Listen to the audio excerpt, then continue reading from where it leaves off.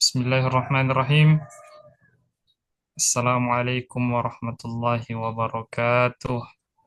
Waalaikumsalam warahmatullahi wabarakatuh. Hamdan wa syukran lillah, salatan wa salaman ala rasulillah, amma ba'd. Alhamdulillah, segala puji bagi Allah Tuhan semesta alam yang telah memberikan kita berbagai macam kenikmatan sehingga pada hari ini kita masih diberikan kesempatan kesehatan untuk melanjutkan perkuliahan kita pada mata kuliah tafsir tematik yang dibimbing langsung oleh eh, Guru Ta'at Ustadz Dr. Muhammad Irham. Alhamdulillah beliau berada di tengah-tengah kita. Salam dan salawat senantiasa tercurahkan kepada Rasulullah Muhammad Sallallahu Alaihi Wasallam. Baik, pada hari ini kita akan eh, mendiskusikan makalah terkait tafsir tematik oleh saudara Lauhul Mahfuz terkait konsep Al-Quran tentang kemiskinan. Nah, sebelum kami persilahkan kepada pemateri untuk memaparkan materinya, langkah lebih baiknya di awal kami eh,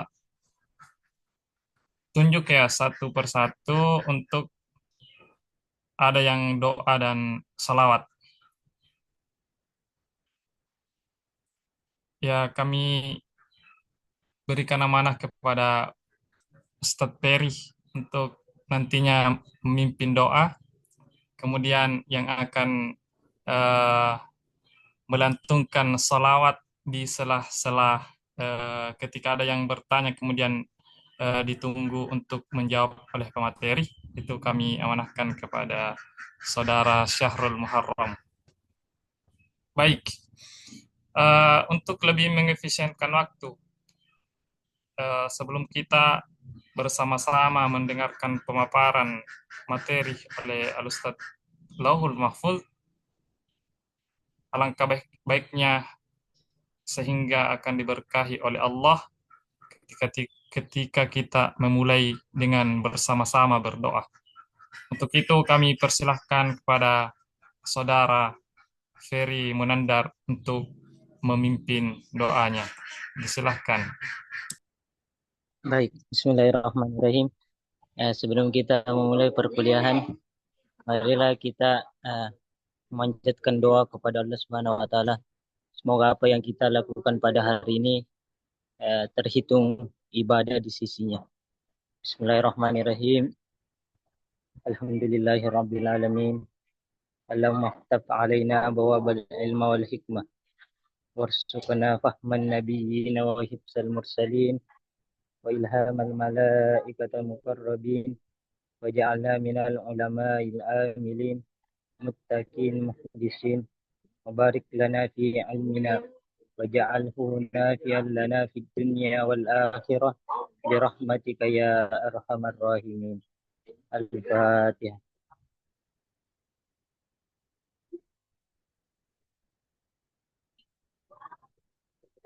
Sekian, saya kembalikan kepada moderator.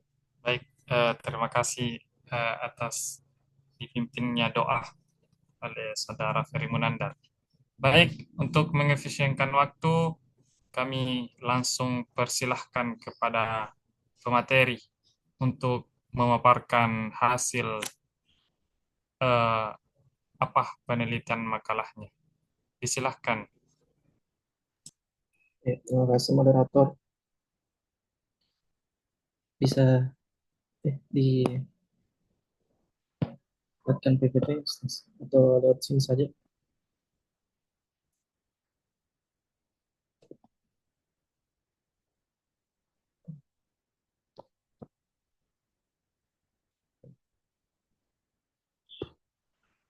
Saya share atau tapi Ya, tunggu dulu ya. oh, ya.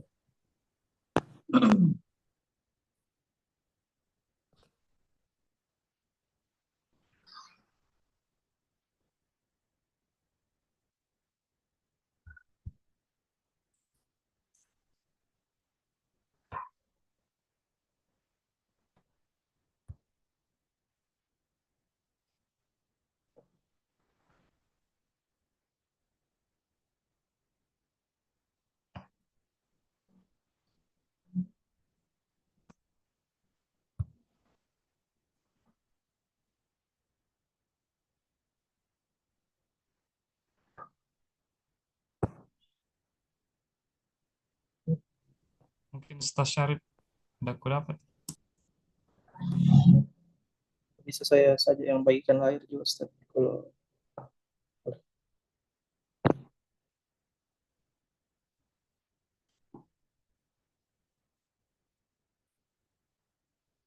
ya. Assalamualaikum warahmatullahi wabarakatuh. Terima kasih atas kesempatannya. Hari ini saya akan memaparkan tugas saya, yakni konsep dan penafsiran Al-Quran tentang kemiskinan. Kemiskinan adalah masalah sosial ekonomi yang telah lama ada dalam sejarah manusia. Dalam Islam, kemiskinan bahkan dianggap dapat mengaruh kepada kekafiran jika tidak ditangani dengan serius. Oleh karena itu, penanggulangan kemiskinan adalah tanggung jawab kolektif yang melibatkan berbagai pihak. Islam menawarkan solusi melalui upaya individu, masyarakat, dan pemerintah.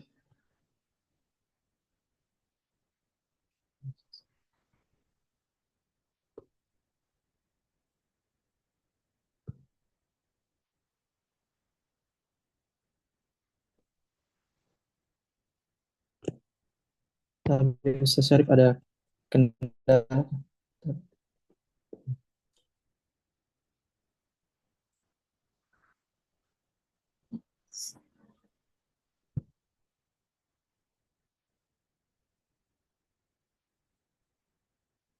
Slide selanjutnya. Pendahuluan memahami kemiskinan. Kemiskinan sangat berkaitan dengan pemenuhan kebutuhan dasar seperti sandang, pangan, dan papan. Tidak semua orang mampu memenuhi kebutuhan hidupnya, terutama dalam hal materi. Manusia dapat dikelompokkan menjadi 3 materi berdasarkan kemampuan memenuhi kebutuhannya, yakni kaya, miskin, dan menengah. Kaya adalah mampu memenuhi seluruh kebutuhan hidup dan memiliki kelebihan harta. Menengah mampu memenuhi kebutuhan tetapi tidak memiliki kelebihan materi. Dan miskin tidak mampu mencukupi kebutuhan hidup secara layak. Selanjutnya, Al-Quran sebagai pedoman. Al-Quran adalah kitab suci terakhir yang diturunkan oleh Allah Subhanahu wa Ta'ala, berfungsi sebagai sumber inspirasi dan pedoman utama dalam kehidupan. Meskipun tidak memberikan petunjuk teknis rinci, Al-Quran menyediakan prinsip-prinsip dasar untuk merumuskan solusi kemiskinan. Istilah miskin dalam bahasa Indonesia berarti tidak memiliki harta atau berpenghasilan rendah, sementara fakir merujuk pada kondisi sangat kekurangan tanpa penghasilan tetap. Definisi fakir dan miskin dalam Al-Quran. Al-Quran tidak memberikan definisi tegas tentang fakir dan miskin. Itu memicu berbagai pendapat ulama. Beberapa pendapat fakir berpenghasilan kurang dari setengah kebutuhan pokok, sementara miskin sedikit lebih tinggi namun tidak cukup. Imam Fakhruddin Al-Razi dan Ibn Jarir Al-Tabari menyatakan Islam adalah orang yang sangat membutuhkan dan kerap meminta-minta. Sedangkan fakir adalah orang yang membutuhkan namun menjaga harga diri dan enggan meminta. Fakir memiliki potensi untuk bekerja tetapi tidak memiliki kesempatan atau sarana, dan miskin tidak memiliki kapasitas atau sumber daya untuk mencukupi kebutuhan dasar. Selanjutnya, penyebab kemiskinan dan peran ilmu. Salah satu penyebab kemiskinan adalah sikap pasif atau tidak berusaha. Ini berakar dari makna etimologis kata miskin dalam bahasa Arab, sakana, yang berarti diam. Kemiskinan juga bisa disebabkan oleh ketidakseimbangan distribusi sumber daya dan keengganan manusia menggali potensi. Islam sangat memperhatikan kemiskinan dan menganjur umatnya untuk mengatasinya. Al-Quran mengawali misinya dengan perintah membaca seperti dalam surah Al-Alaq ayat 1-5. Ini Iqra bismi rabbikal ladzi khalaq khalaqal insana min 'alaq Iqra wa rabbukal akram alladzi 'allama bil qalam 'allamal insana ma lam ya'lam. Ayat ini menunjukkan bahwa manusia memiliki peluang untuk memperoleh kekayaan intelektual melalui usaha serius yang berpotensi memberantas kemiskinan materi. Selanjutnya, solusi Islam dalam pengentasan kemiskinan. Kewajiban individu. Islam memandang kemiskinan sebagai musuh yang harus diperangi karena mengancam akidah, moralitas, dan stabilitas sosial. Salah satu solusi utama adalah kewajiban berusaha dan bekerja. Al-Quran memuliakan pekerjaan halal dan mengecam pengangguran. Bekerja adalah aktivitas untuk memperoleh penghasilan guna memenuhi kebutuhan dasar diri dan keluarga, sejalan dengan naluri manusia dan harga diri. Firman Allah Subhanahu wa taala pada Quran surah Al-Imran ayat 14. Zuyyina lin-nasi hubbus syahawati minan nisa wal banina wal qanatiril muqantarah minadh dhahabi wal fiddati wal khairil musawwamati wal an'ami wal hars. Dzalika mata'ul hayatid dunya wallahu 'indahu husnul ma'ab. Dijadikan indah dalam pandangan manusia kesenangan kepada syahwat berupa wanita, harta yang banyak dari jenis emas dan perak, kuda pilihan, binatang ternak, dan sawah ladang. Itulah kesenangan hidup duniawi dan di sisi Allah tempat kembali yang baik. Jika tidak ada lapangan kerja, Al-Quran menganjurkan hijrah mencari ke tempat yang lain. Seperti dalam surah An-Nisa ayat 100. وَمَنْ يُهَاجِرْ فِي سَبِيلِ اللَّهِ يَجِدْ فِي الْأَرْضِ مُرَاغَمًا كَثِيرًا وَسَعًا وَمَنْ يَخْرُجْ مِنْ بَيْتِهِ مُهَاجِرًا إِلَى اللَّهِ وَرَسُولِهِ ثُمَّ يُدْرِكْهُ الْمَوْتُ فَقَدْ وَقَعَ أَجْرُهُ عَلَى اللَّهِ وَكَانَ اللَّهُ غَفُورًا رَحِيمًا. Siapa yang berhijrah di jalan Allah, niscaya akan mendapatkan di bumi ini tempat hijrah yang banyak dan kelampangan rezeki dan hidup. Siapa yang keluar dari rumahnya untuk berhijrah karena Allah dan Rasulnya, kemudian meninggal sebelum sampai ke tempat tujuan, sungguh pahalanya telah ditetapkan di sisi Allah. Allah Maha Pengampun lagi Maha Penyayang. Solusi Islam, kewajiban masyarakat dan pemerintah. Kewajiban masyarakat terlihat pada jaminan keluarga dan jaminan sosial seperti zakat dan sedekah. Wajib. Islam menekankan solidaritas antara anggota keluarga, di mana yang mampu membantu yang lemah. Konsep ini didasarkan pada firman Allah Subhanahu wa taala dalam Quran surah Al-Anfal dan Quran surah Al-Isra ayat 17. Wa ulul arhami ba'duhum awla bi ba'd. Orang-orang yang berhubungan kerabat itu sebagian lebih berhak terhadap sesamanya daripada yang bukan kerabat. Wa atidal qurba haqqahu wal miskina wa ibnas sabil, dan berikanlah kepada keluarga dekat haknya, juga kepada orang miskin dan orang yang berada dalam perjalanan. Zakat sebagai salah satu rukun Islam wajib diberikan kepada 8 golongan termasuk fakir dan miskin seperti dijelaskan dalam Quran surah Taubah ayat 60. Innama sadaqatu lil fuqara'i wal masakini wal 'amilina 'alaiha wal mu'allafati qulubuhum wa fir riqabi wal gharimin wa banis sabil wa fi sabilillahi wa banis sabil faridatan minallah wallahu alimul hakim. Sesungguhnya zakat-zakat itu hanyalah untuk orang-orang fakir, orang-orang miskin, pengurus-pengurus zakat, para mu'allaf, dan dibujuk hatinya untuk memerdekakan budak, orang-orang yang berhutang untuk jalan Allah, dan untuk mereka yang sedang dalam perjalanan, sebagai suatu ketetapan yang diwajibkan Allah, dan Allah Maha Mengetahui lagi Maha Bijaksana.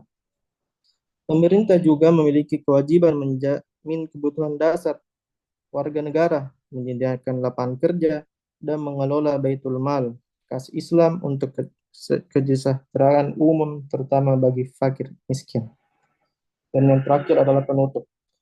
Faktor dan solusi kemiskinan dalam Islam. Dalam pandangan Al-Quran, kemiskinan disebabkan oleh faktor internal, ketidakmampuan menggali potensi, kondisi fisik, mental lemah, dan eksternal, lingkungan alam, kondisi sosial, struktur masyarakat yang tidak mendukung. Islam menawarkan berbagai solusi komprehensif untuk mengatasi kemiskinan. Ini pertama, dorong bekerja. Kerja adalah jalan utama mencari penghidupan dan membangun kesejahteraan dunia. Peran keluarga atau kerabat yang mampu wajib membantu anggota keluarga yang kesulitan sebagai bentuk solidaritas sosial. Dan zakat menjadi instrumen paling penting untuk membantu memenuhi kebutuhan dasar kaum fakir dan miskin. Dan yang terakhir, jaminan Baitul Mal. Jika zakat tidak mencukupi, Baitul Mal atau lembaga keuangan negara Islam menyediakan jaminan dana untuk mensejahterakan masyarakat miskin. Itulah tadi pemaparan dari saya. Selanjutnya saya serahkan kepada moderator siapa tahu ada teman yang bertanya. Kurang lebihnya mohon dimaafkan. Syukur. Baik, setelah tadi penjelasan dari pemateri, kemudian untuk lebih luasnya pemahaman terkait tafsir tematik dalam hal tema ini terkait kemiskinan, untuk itu kami membuka sesi tanya jawab. Pada sesi pertama, kami persilahkan untuk 3 penanya. Disilahkan bagi teman-teman yang ingin apakah itu memberikan masukan, pertanyaan, dan lain-lain. Silahkan.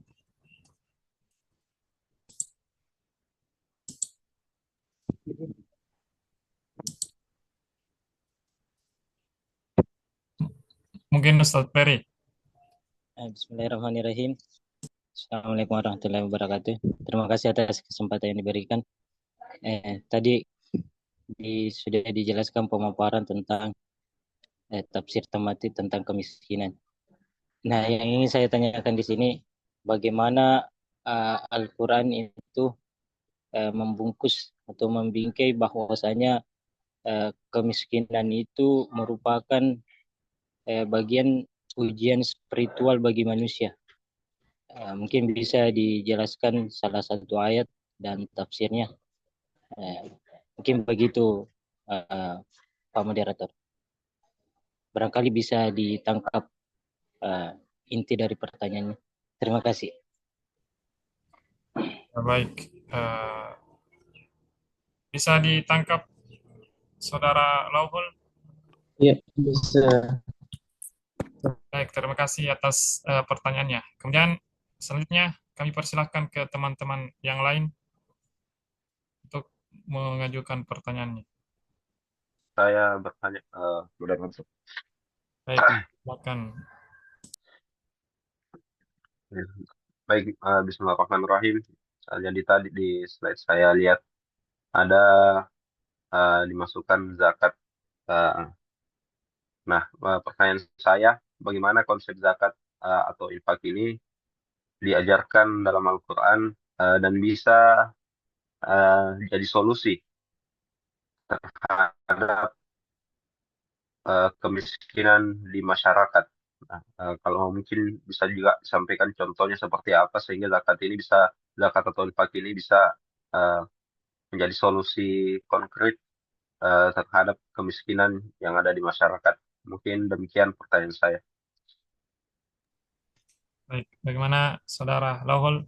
Ditangkap ya? Ya, terima kasih atas pertanyaannya oleh Saudara Idhan. Kemudian kami sisakan satu lagi. Saya Ustaz. Baik, Saudara Ustaz Syarul, silahkan. Baik. Terima kasih atas kesempatan yang telah diberikan. Tadi telah sama-sama kita dengarkan penjelasan dari Saudara Ustaz Lauhul terkait mengenai pengertian fakir maupun miskin. Yang mana dapat saya tangkap bahwa kalau fakir itu sama sekali barangkali tidak memiliki kemampuan, sedangkan miskin itu memiliki kemampuan atau memiliki upaya namun belum sampai atau belum cukup untuk memenuhi kebutuhan sehari-harinya. Bahkan juga tadi disampaikan oleh pemakalah bahwa hampir saja katanya ke kufur, ke apa namanya kemiskinan ini mengantarkan kepada kekafiran. Nah, pertanyaan saya, apakah kemiskinan atau kefakiran ini dalam Al-Quran selalu dilihat sebagai sesuatu yang negatif? Itu adalah Baik, Saudara Lauhul, jelas? Iya, jelas. Baik, terima kasih atas pertanyaannya dari teman-teman sekalian.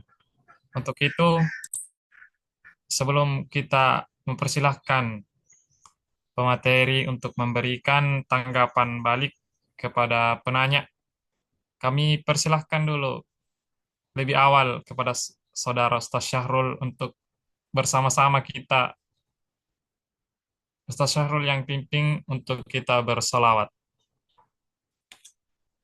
Baik, terima kasih kesempatannya Pak Moderator. Baik teman-teman sekalian, alangkah baiknya sebelum kita mendengar jawaban dari Saudara Ustaz Laugul mengenai pertanyaan-pertanyaan yang telah diberikan, alangkah baiknya kita sama-sama bersalawat.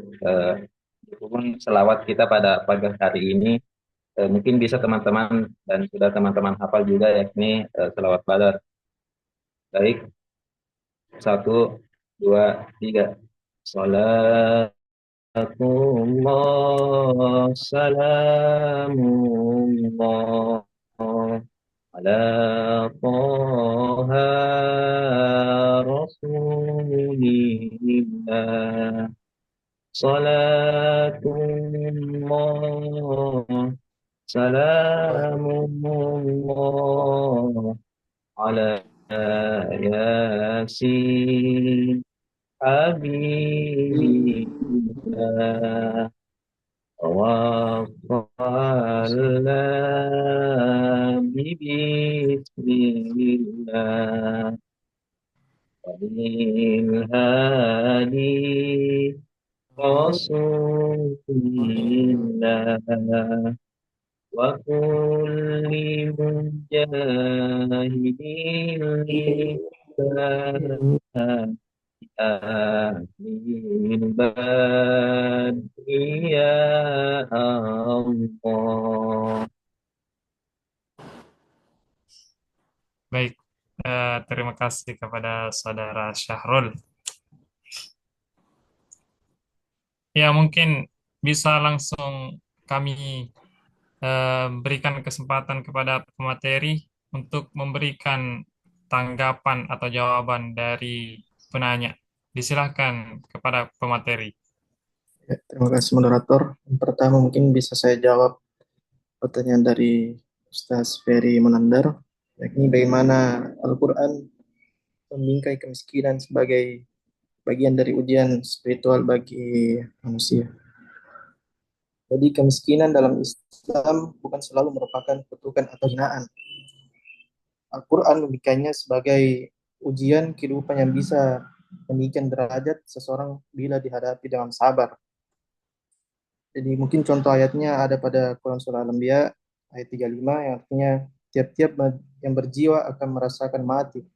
Kami akan menguji kamu dengan keburukan dan kebaikan sebagai cobaan. Dan hanya kepada kami kamu akan dikembalikan. Di dalam tafsir Ibnu Katsir dijelaskan bahwa keburukan dalam ayat ini termasuk kemiskinan, kelaparan, dan kesulitan hidup. Semua ini adalah bentuk ujian dari Allah Subhanahu wa taala untuk melihat kesabaran dan keteguhan iman seseorang. Kemiskinan dapat menjadi sarana untuk mendekatkan diri kepada Allah melalui tawakal, kesabaran, dan soliditas. Jadi oleh karena itu, Islam tidak mengajarkan untuk mencela orang miskin, tetapi justru memuliakan mereka yang sabar dan menjaga kehormatan dirinya. Jadi kesimpulannya, kemiskinan adalah ujian spiritual, dan jika dijalani dengan iman, insya Allah akan menjadi jalan menuju derajat yang tinggi di sisi Allah Subhanahu wa Ta'ala. Mungkin itu sedikit jawaban yang bisa saya berikan pada penanya Ustaz Ferry.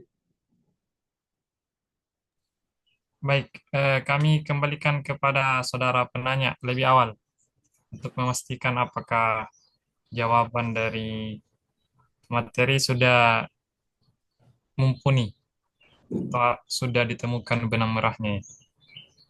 Ya, ya. Terima kasih atas jawaban. Jawaban tadi sudah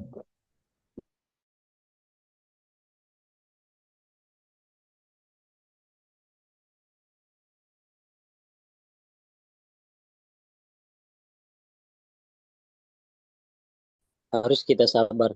Nah, kalau kita sudah sabar, ya barulah kita termasuk golongan yang yang sukses lah menurut agama.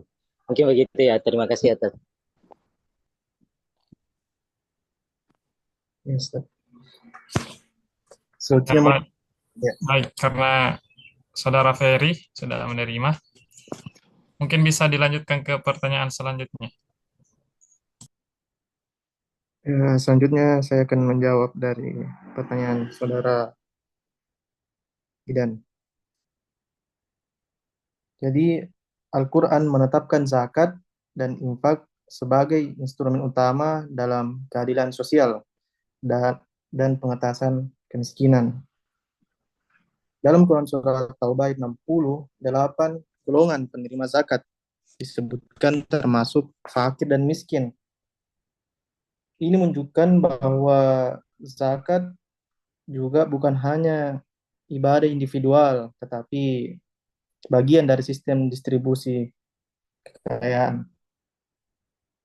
Jadi zakat bersifat wajib dan terstruktur, sedangkan infak itu lebih kapan saja kita mau.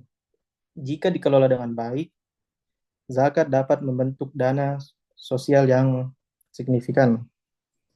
Ada pula juga contohnya eh, lembaga zakat seperti Basnas, Badan Amil Zakat Nasional. Di Indonesia telah menjalankan program zakat produktif seperti modal usaha mikro, pelatihan keterampilan, dan pemberdayaan ekonomi desa. Infak digital melalui aplikasi keuangan syariah memudahkan generasi muda untuk berbagi secara rutin. Jadi sekarang juga sudah ada beberapa infak digital aplikasi, jadi kita juga dimudahkan untuk infak kapanpun kita mau. Dengan mengintegrasikan prinsip-prinsip ini dalam sistem keuangan dan kebijakan negara, saya rasa kemiskinan struktural seperti pengangguran, akses pendidikan, dan keterbatasan modal bisa kita tanggulangi. Itu jawaban sedikit yang bisa saya beri untuk saudara penanya, Idan. Baik, bagaimana Saudara Idhan? Mungkin ada tanggapan atau sanggahan? Sudah cukup moderator. Terima kasih. Baik, mungkin bisa dilanjutkan. Ya, dan yang ketiga tadi penanya saudara Syarham. Jadi kemiskinan dalam Al-Quran tidak selalu dianggap sebagai sesuatu yang negatif atau yang hina. Di dalam Quran Surah Al-Baqarah ayat 155, Allah berfirman yang artinya, dan sungguh kami akan menguji kamu dengan sedikit ketakutan, kelaparan, dan kekurangan harta, jiwa, dan buah-buahan, dan sampaikanlah kabar gembira kepada orang yang sabar. Ayat ini menunjukkan bahwa kemiskinan atau kekurangan harta adalah bagian dari ujian hidup yang dapat mendekatkan manusia kepada Allah Subhanahu wa taala bila disikapi dengan sabar dan tawakal. Dalam tafsir Al-Jalalain menyatakan bahwa sedikit kelaparan dan kekurangan harta adalah cobaan yang bertujuan untuk menguji keimanan manusia. Orang yang tetap sabar dan terus berbuat baik meskipun hidup dalam kekurangan mendapat kabar dari Allah Subhanahu wa taala. Jadi kemiskinan itu bisa jadi sarana peningkatan spiritual, bukan sekadar penderitaan duniawi dalam konteks ini. Al-Quran juga memberikan penghiburan dan motivasi bagi kaum-kaum yang miskin, sekaligus memperingatkan kepada kaum mampu agar tidak sombong dan tidak pelit. Begitu, Ustaz. Kepada saudara penanya, saudara Stasyarul. Tadi sudah cukup Ustaz. Sudah terjawab. Baik, terima kasih atas pertanyaan dan jawaban dari pemateri. Kemudian, karena waktu masih sangat banyak, kami membuka sesi tanya jawab, sesi kedua. Untuk teman-teman sekalian, kami persilahkan.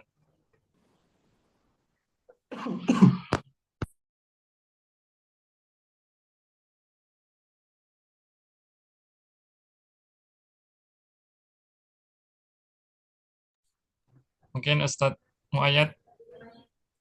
Atau mungkin Ustaz moderator ada yang ingin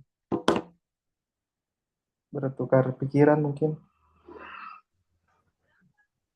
Atau mungkin di antara pertanyaan yang masuk ada yang ingin menambahkan jawaban terkait hal demikian. Silakan.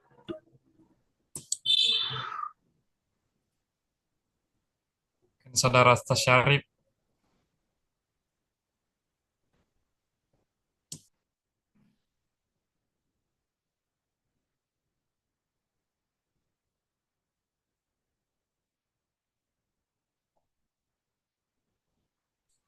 Ustadz Fajar.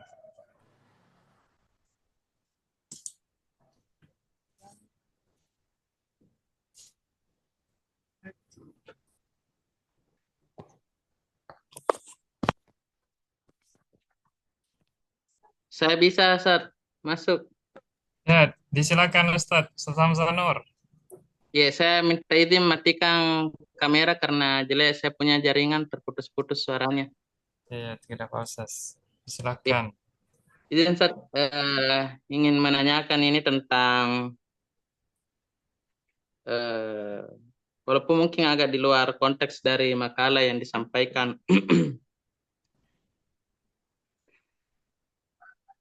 Ini kemiskinan dalam Al-Quran, Ustaz, ya. Jadi saya ada pertanyaan menyikapi ya. Sebenarnya ini fatwa yang sudah lama dari MUI tentang larangan memberikan uang atau apa ya, sesuatu yang dapat ditukar dengan uang kepada pengemis.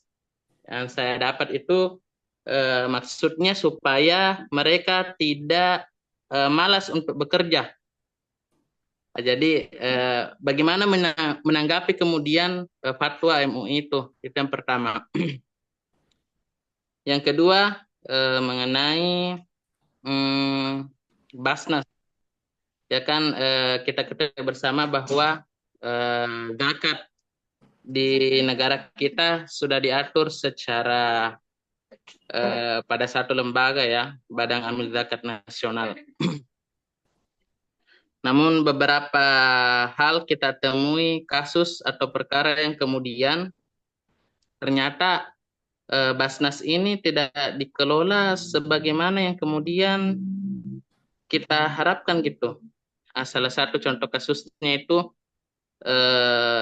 ya sesuatu yang kemudian seharusnya tidak terjadi lah. Ada Basnas Kabupaten Bengkulu yang kemarin ada beritanya juga sempat viral korupsi di Basnas di sana, kemudian sempat mencuat juga di Sulsel Basnas Kabupaten Wajo, walaupun mungkin belum belum ada kasus kerugian di sana, tapi sudah ada indikasi korupsi. Nah, pertanyaan saya ini, Ustaz,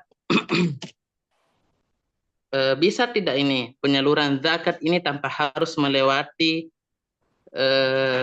lembaga-lembaga seperti ini, kalaupun memang sudah tidak dapat dipercayai.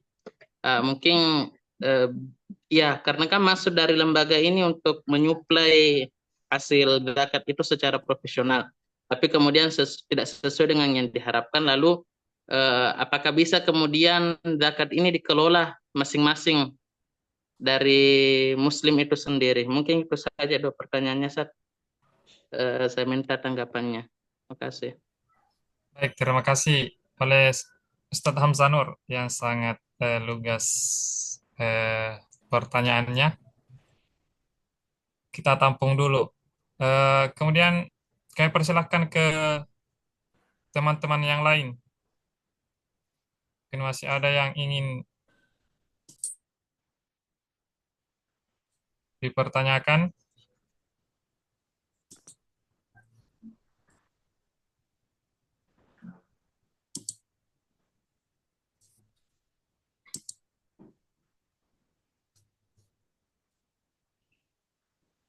Saudara Syarif.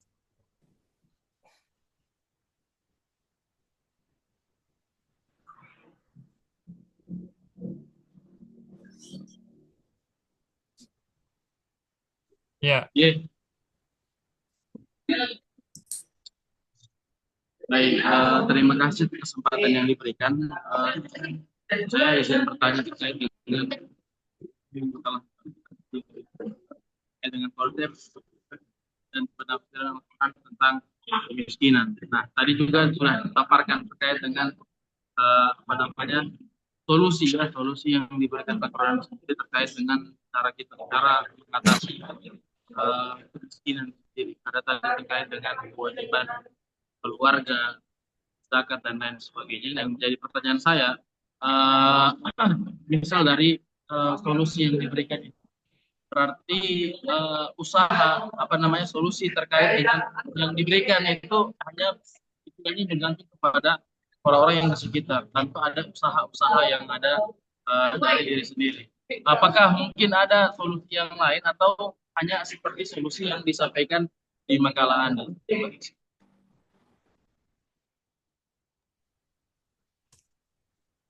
bagaimana Saudara Lauhul? Bisa ditangkap? Bisa, Ustaz. Eh,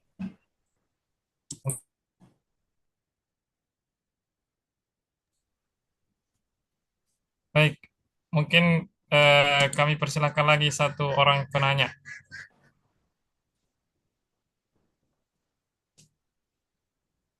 Saudara Al-Muayyad mungkin? Ustaz Fajar?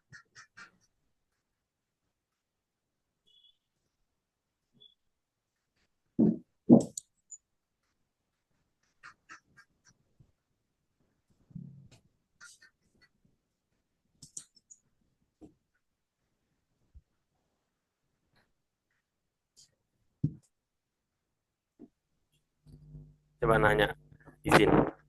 Ya, disilakan Ustaz Fajar. Tentang kemiskinan ya. Kalau yang disebutkan dalam Al-Quran itu terkait miskin itu apakah konteksnya hanya pada kemiskinan secara apa? Secara harta gitu? Ada enggak yang kaitkannya dengan kemiskinan ilmu, entah kemiskinan miskin dalam amal gitu? Nah, barangkali itu aja sih yang bisa saya tanyakan. Terima kasih.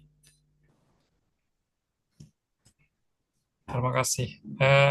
Ustaz Laut ya bisa ya?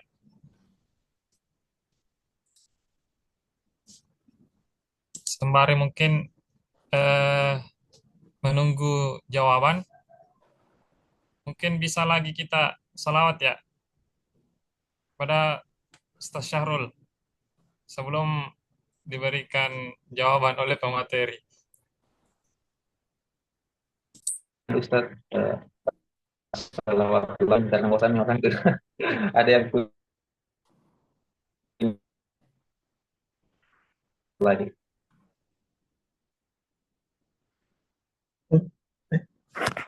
Putus-putus tuh. Kenapa?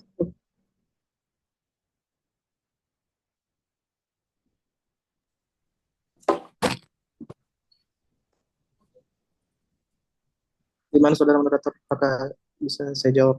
Ya, mungkin bisa langsung dijawab. Jadi saya akan menjawab pertanyaan dari saudara Hamzah Nur. Jadi bagaimana itu larangan memberikan uang kepada pengemis oleh fatwa MUI? Jadi yang kita ketahui memang tangan yang di atas itu lebih baik daripada tangan di bawah. Jadi kenapa MUI berfatwa begitu? Karena yang pertama itu haram mengeksploitasi orang yang meminta-minta. Kedua, haram bagi pemberi memberikan uang kepada peminta-minta di jalan atau ruang publik. Karena juga itu mendukung praktik eksploitasi, tidak mendidik karakter yang baik. Begitu Ustaz yang saya dapat dari MUI. Jadi karena banyak contoh juga orang kalau selalu meminta-minta itu udah menjadi darah dagingnya lah ceritanya Ustaz. Jadi kenapa MUI juga berfatwa karena tidak boleh kita langsung memberi kepada pengemis. Mungkin baik kalau kita memberikan kepada lembaga-lembaga. Jadi nanti lembaga-lembaga tersebut yang akan memberikan kepada orang yang membutuhkan, begitu Ustaz. Jadi MUI menyarankan begitu Ustaz. Jadi lebih baiknya begitu. Harus kita kalau mau memberi itu kita memberikan ke lembaga-lembaga zakat atau lembaga-lembaga sosial yang resmi, bukan secara langsung ke pengemisnya. Untuk pertanyaan fatwa MUI. Kedua, soal Basnas ya, Ustaz Hamzah. Ya, Basnas. Mana Ustaz Hamzah bisa bicara? Yes, iya. Ya. Jadi mungkin saya akan menjawab sependek pengetahuan saya lah soal Basnas ini. Karena berhubung juga keluarga saya, yakni bapak saya itu juga selaku pimpinan Basnas di Makassar, Ustaz. Jadi pertanyaannya bagaimana, apakah bisa menyalurkan zakat selain di tempat Basnas karena banyaknya kasus, contoh kasus tadi ada beberapa kasus yang kita sebutkan, itu berarti bisa kita kategorikan apa ya, orang-orang itulah yang di Basnas itu kan ini lembaga sangat mulia karena menyalurkan zakat. Jadi ketika ada orang-orang yang oknum-oknum lah kita sebutkan oknum-oknum yang ingin menyalahgunakan ini uang zakat, itu pasti akan mengakibatkan isu juga kepada orang-orang, kepada lembaga tersebut. Jadi kenapa timbul pertanyaan tak begitu? Karena adanya kasus yang sudah terjadi. Begitu, Ustaz. Ketika ada kasus tersebut, saya rasa ini lembaga sangat baik. Tapi karena ada oknum-oknum juga tertentu yang membuat ini lembaga menjadi citranya rusak, begitu, Ustaz. Jadi perlu mungkin ada reshuffle dari orang-orang yang berada di Basnas itu. Kita perlu menggantinya agar menjadi lebih baik lagi supaya orang-orang juga tidak teras isu untuk berzakat ke Basnas. Karena Basnas kan nasional, Ustaz, begitu. Jadi alangkah lebih baiknya sebenarnya kita berzakat kepada badan-badan yang nasional, begitu, pemerintah-pemerintah. Menurut saya. Syukran. Saya kembalikan kepada penanya. Baik, kami berikan dulu kesempatan kepada penanya. Iya, jadi saya menanggapi Sasdi. Ya, siap. Lihat beberapa kasus terakhir ini masuk di daerah saya.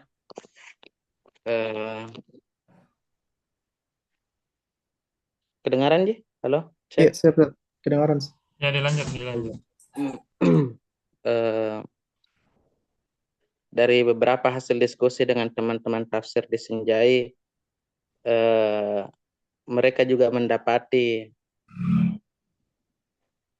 sesuatu, katanya ternyata bisa Ji orang menyalurkan infak sedekah itu langsung dari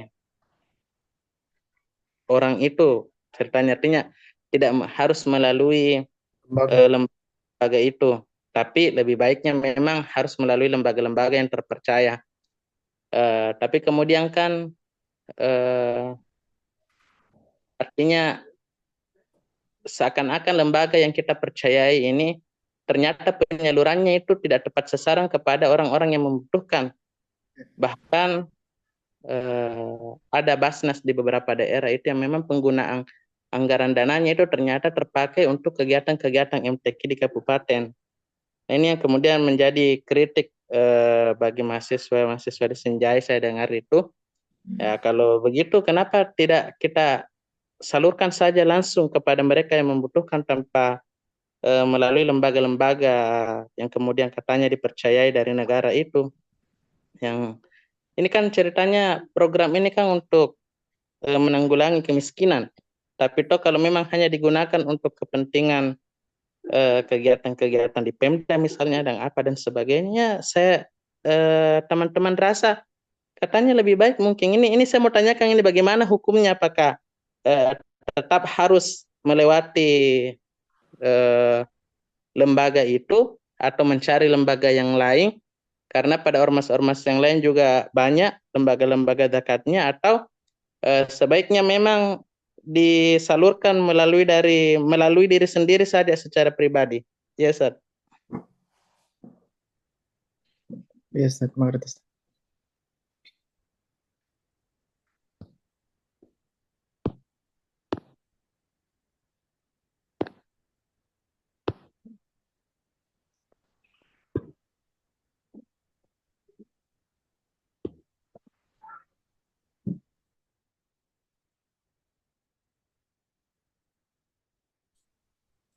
Ya, baik. Sudah ya, Ustaz Hamzah. Maaf ya, tadi lagi keluar Zoom-nya. Jadi Iya, enggak. Ustaz. Dengaran juga suaraku karena saya di kampung juga ini jelek jaringan. Baik, terima kasih atas kritikan baliknya. Nah, mungkin eh, kami melempar ke teman-teman dulu untuk memberikan masukan. Apakah ada masukan terkait hal yang dipersoalkan oleh Hamzah Nur? Apakah ada juga kasus yang terjadi pada daerahnya dan lain-lain? Mungkin kepada teman-teman sekalian kami persilahkan. Izin menambahkan moderator. Jadi silakan Saudara Idhan. Mungkin saya anggapi sedikit pertanyaan dari saudara Hamzah Nur.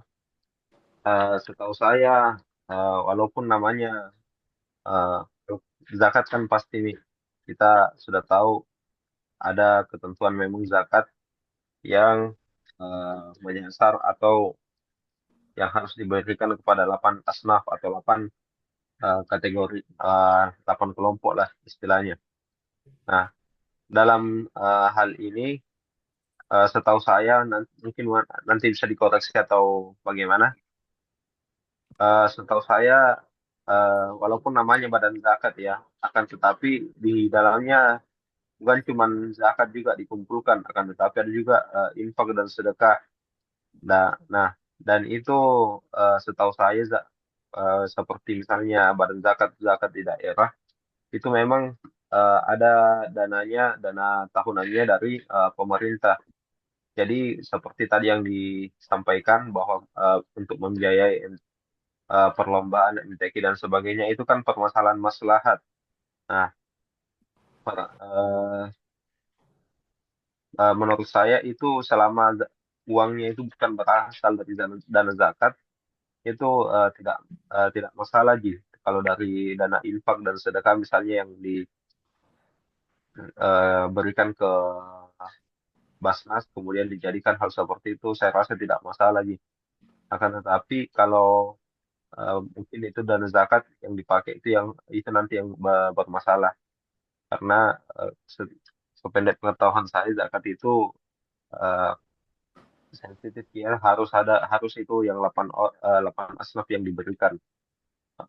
Mungkin itu sedikit yang saya tambahkan. Kalau ada sanggahan silahkan disampaikan. Ya, terima kasih pada Saudara Idhan telah memberikan tambahan pada penanya. Mungkin masih ada dari teman-teman yang lain atau dari pemateri untuk menambahkan eh, jawaban dari penanya.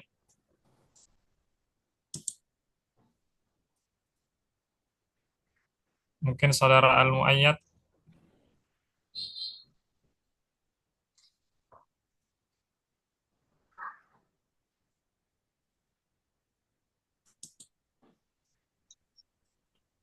Tidak Ustaz, tidak. Masih menyimak. Baik, baik. Mungkin nanti bisa dilanjutkan lebih mendalam lagi eh, oleh guru tak. Anak kami persilahkan kepada pemateri untuk melanjutkan menjawab pertanyaan yang telah ada. Iya, Ustaz. Jadi saya akan menjawab kembali lagi pertanyaan dari saudara Ustadz Ahmad Syarif. Apakah ada solusi lain selain yang disebutkan dalam materi dalam menanggulangi kemiskinan? Yang saya dapati selain solusi umum tadi yang ada di tugas kami seperti zakat, sedekah, program bantuan pemerintah dan lapangan kerja, ada juga berbagai solusi alternatif dan inovatif yang bisa diterapkan untuk menanggulangi kemiskinan, terutama jika dilihat dari pendekatan integratif antara sosial. Yang saya dapat itu Ustaz, ada yang pertama wakaf produktif, yakni wakaf sosial ekonomi. Jadi ahli-ahli wakaf hanya untuk masjid atau makam kini berkembang konsep wakaf produktif seperti ada yang disebutkan wakaf sawah, pabrik, toko, dan rumah sakit. Dan nanti keuntungannya dikelola dan hasilnya disalurkan untuk pendidikan, kesehatan, dan kebutuhan masyarakat miskin. Contohnya yakni dompet duafa atau global wakaf. Yang kedua itu saya dapat adalah ekonomi berbasis komunitas. Masyarakat membentuk koperasi, kelompok tani atau usaha mikro berbasis komunitas. Jadi pendanaannya bersama tanpa bunga, lalu pengelolaan produksi, distribusi, dan pasar oleh warganya sendiri. Manfaatnya itu adalah menumbuhkan kemandirian ekonomi, bukan ketergantungan. Dan ada pula juga pendidikan kewirausahaan untuk duafa, gerakan sedekah harian, dan digitalisasi ekonomi kreatif kaum muslim, jadi dorongan warga miskin ikut serta dalam ekonomi digital. Jadi pelatihan jualan online atau dropship, konten kreatif sederhana. Contohnya mungkin kita beberapa lihat ada konten kreator yang mungkin orang miskin yang sering live, bisa juga kita membantu membeli dagangannya di online shop gitu, Ustaz. Jadi itu mungkin beberapa solusi selain yang ada pada materi kami yang saya dapatkan, Ustaz. Saya kembalikan kepada saudara penanya.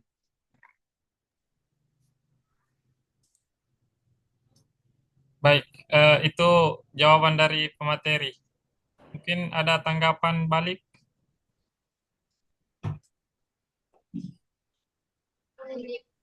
Ya, kalau dari saya pribadi mungkin terkait dengan berarti dari apa yang tadi yang disampaikan berarti sudah mencakup semua berarti ya solusi terkait dengan usaha sendiri maupun usaha secara berkelompok berarti. Yes. Atau mungkin ada yang secara personal mungkin solusi yang ditawarkan terkait dengan untuk mengatasi kemiskinan sendiri tanpa melibatkan orang lain mungkin sehingga tidak mungkin saja tidak dapat bergantung kepada orang lain seperti itu. Okay. Ya, mungkin ada tanggapan dari teman-teman. Kalau saya sedikit terkait kemiskinan itu,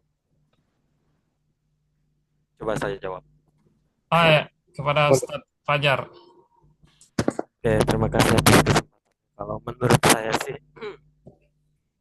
sistem perekonomian negaranya sih kayaknya gitu. Jadi negara menyediakan banyak lapangan pekerjaan, semua tindak pidana koruptor itu dibasmi habis gitu kan, dipertegas lagi hukumannya, bahkan kalau bisa hukuman mati gitu kan kalau yang bertriliun-triliun koruptor gitu kan.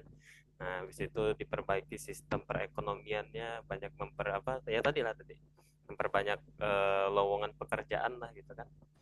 Barangkali disitulah masyarakat banyak yang dapat pekerjaan, bisa produktif gitu kan. Barangkali di situ. Langkah salah satu langkahnya ya.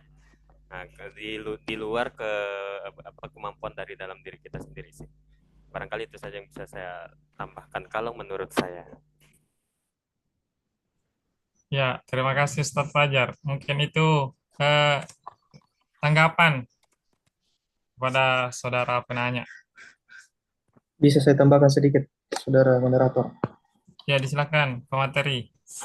Jadi sependek pengetahuan saya, berapa banyak pun solusi yang bisa kita berikan untuk mengatasi kemiskinan ini, jika memang orang tersebut memang mentalnya miskin, saya rasa solusinya itu tidak tidak terlalu berefek lah. Jadi kembali kepada individu masing-masing, gitu Ustaz. Menggali potensialnya. Jadi ketika udah banyak solusi yang diberikan, tetapi dianya yang memang mentalnya itu miskin, jadi bisa kita kategorikan itu mungkin sia-sia mungkin Ustaz. Jadi kembali lagi kepada mentalnya. Begitu Ustaz. Jadi sama juga dengan pertanyaannya tadi saudara Hamzah, larangan MUI fatwanya, larang memberi kepada orang yang miskin. Jadi nanti ketika kita memberikan terus, itu bakal mentalnya akan meminta-minta terus. Begitu Ustaz. Menurut pengetahuan saya. Jadi ada mungkin benarnya juga fatwa MUI, karena yang namanya meminta-minta itu sebenarnya tidak dianjurkan lah di agama kita juga. Mungkin itu tambahannya sedikit Ustaz. Baik.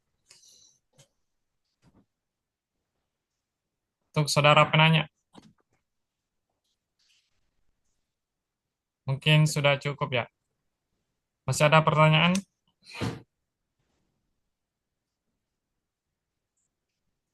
Yang terakhir tadi Ustaz, ada dari saudara Fajar Ananda, ada pertanyaan. Mungkin bisa dilanjut. Ya. Jadi pertanyaannya itu, apakah kemiskinan itu dalam Al-Quran selalu soal harta atau ada kemiskinan yang lain?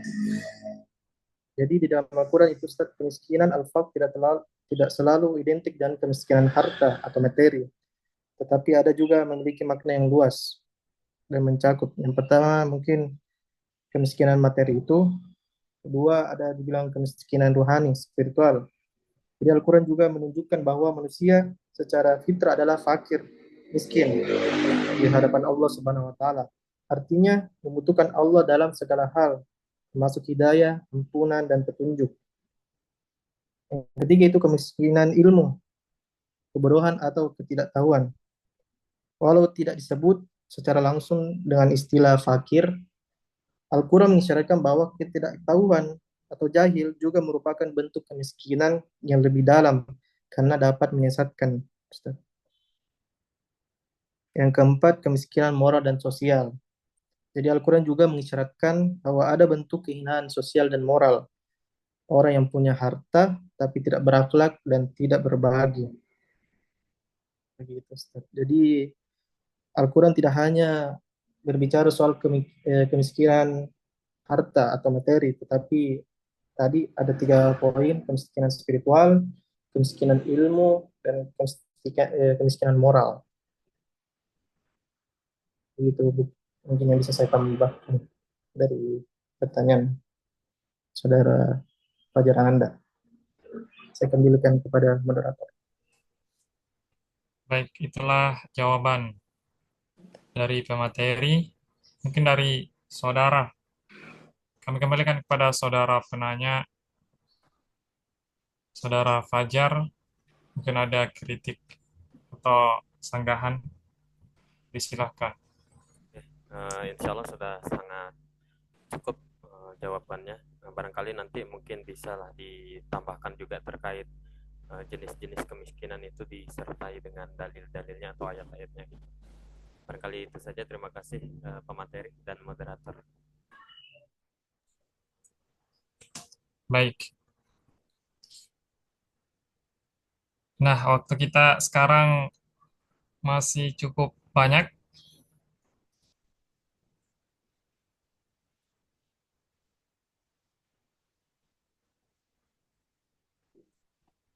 Sebelum kita menyerahkan ke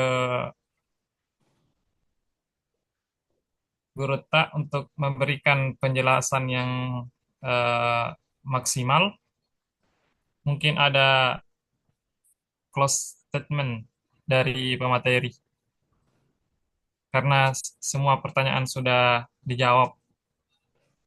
Mungkin ada close statement dari materi. Disilakan kepada pemateri. Mungkin ada saya ingin tambahkan tadi dari pertanyaannya Saudara Hamzah Nur, Ustaz. Soal Basnas tadi. Saudara Hamzah Nur masih ada, tapi Yes, Ustaz, ya. ya. Jadi mungkin mahasiswa-mahasiswa di Sinjai kurang percaya Mila. Kita bisa bilang kepada Basnas karena eh, menurut teman-teman mahasiswa mungkin kenapa dibantu juga saudara-saudara MTQ begitu dalam dibantu modal, dibantu diberilah. Jadi menurut saya itu saran saya kepada teman-teman mahasiswa di Sinjai mungkin bisa ke Basnas Sinjai lalu bisa mungkin kita tanya bagaimana pengumpulan zakatnya di Sinjai, apakah sudah baik atau belum begitu Ustaz. Kan di Makassar itu ada dibilang relawan Basnas. Jadi relawan-relawan itu mengumpulkan zakat, infak, sedekah ke lapangan begitu Ustaz. Jadi mungkin bisa kita sarankan kepada Basnas di Sinjai untuk menjadi relawan di daerah atas supaya pengumpulan di daerah atas itu baik. Jadi kita tidak mengiranya hanya oh ini Basnas di Sinjai cuma membantu teman-teman MTQ lah, STQ begitu. Kan kita tidak tahu juga apakah uang zakat yang dipakai untuk membantu atau infak atau sedekah kepada teman-teman MTQ di sana. Begitu, Ustaz. Jadi saya rasa mungkin ada miskomunikasi lah antara teman-teman mahasiswa Senjai dengan Basnas di istana. Mungkin saran saya bisa di kita bawa ke Basnas sana, Ustaz. Maka cukup Ustaz Hamzah. Yes, Ustaz, ya. Bagaimana pendapat Ustaz?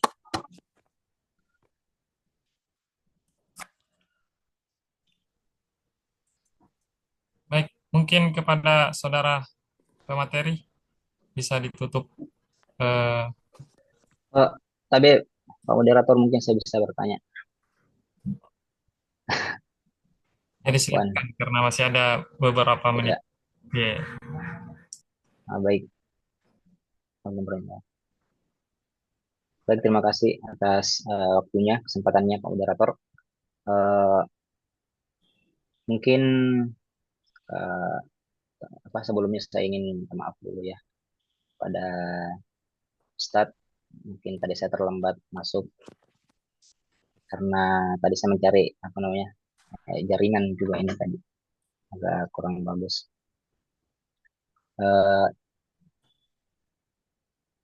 mungkin ada beberapa hal yang tadi saya luput mungkin atau tidak mendengar. Jadi saya ingin bertanya eh, sesuatu yang mungkin kurang saya ketahui kepada pemateri mengenai tentang pengertian istilah al-fuqara, ya, fakir dan miskin. Yang ingin saya tanyakan di sini adalah eh, siapakah yang dimaksud dengan fakir itu dan siapa yang disebut dengan miskin. Maksudnya derajat harta materi yang dia miliki itu seperti apa banyaknya sehingga disebut sebagai fakir dan miskin. Karena ada juga istilah yang mengatakan bahwa yang miskin itu adalah ketika dia selalu eh, apa membutuhkan sesuatu, banyak kebutuhannya. Jadi kalau misalnya walaupun materinya banyak, hartanya banyak, tapi kalau misalnya banyak banyak kebutuhannya selalu, berarti dia termasuk orang miskin. Begitupun sebaliknya, mungkin hartanya tidak seberapa banyak, mungkin hanya cukup dia makan, dia pakai, tetapi tidak terlalu membutuhkan banyak sesuatu. Tetapi orang-orang seperti ini mungkin bisa dikategorikan sebagai orang yang kaya. Ya, jadi itu yang ingin saya minta penjelasannya dari pemateri mengenai tentang hal yang saya tanyakan. Terima kasih, Pak Moderator. Ya, Baik, mungkin bisa langsung dijawab oleh pemateri. Iya Ustaz. Jadi pertanyaannya tadi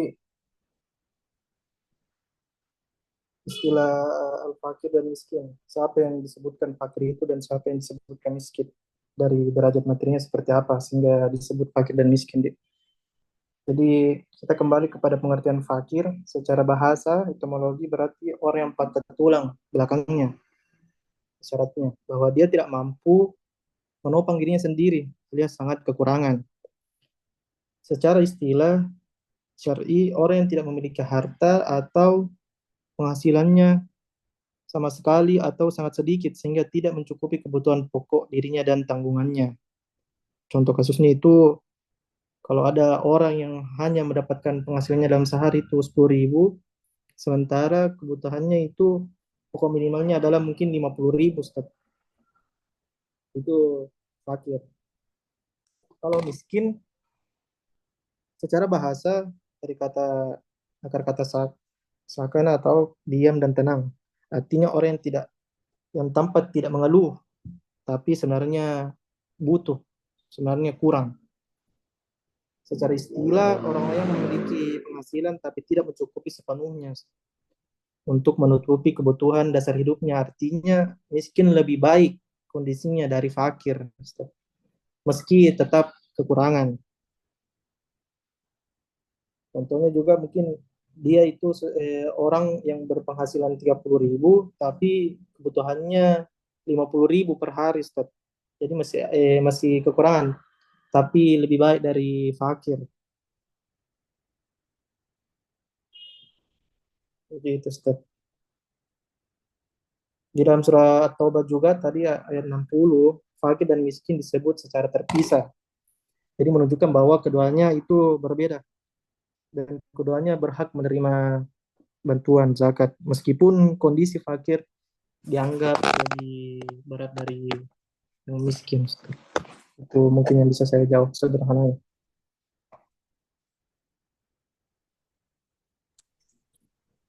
Ya, kepada saudara penanya.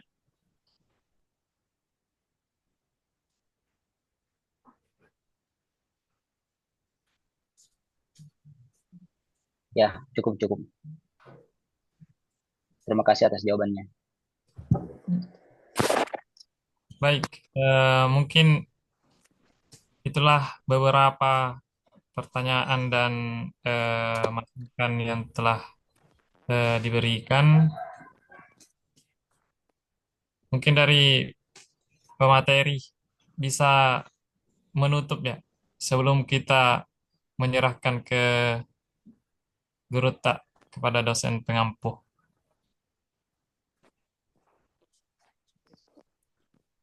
Itulah tadi pemaparan materi dari saya mengenai konsep dan Al-Quran tentang kemiskinan. Jika ada kekurangan itu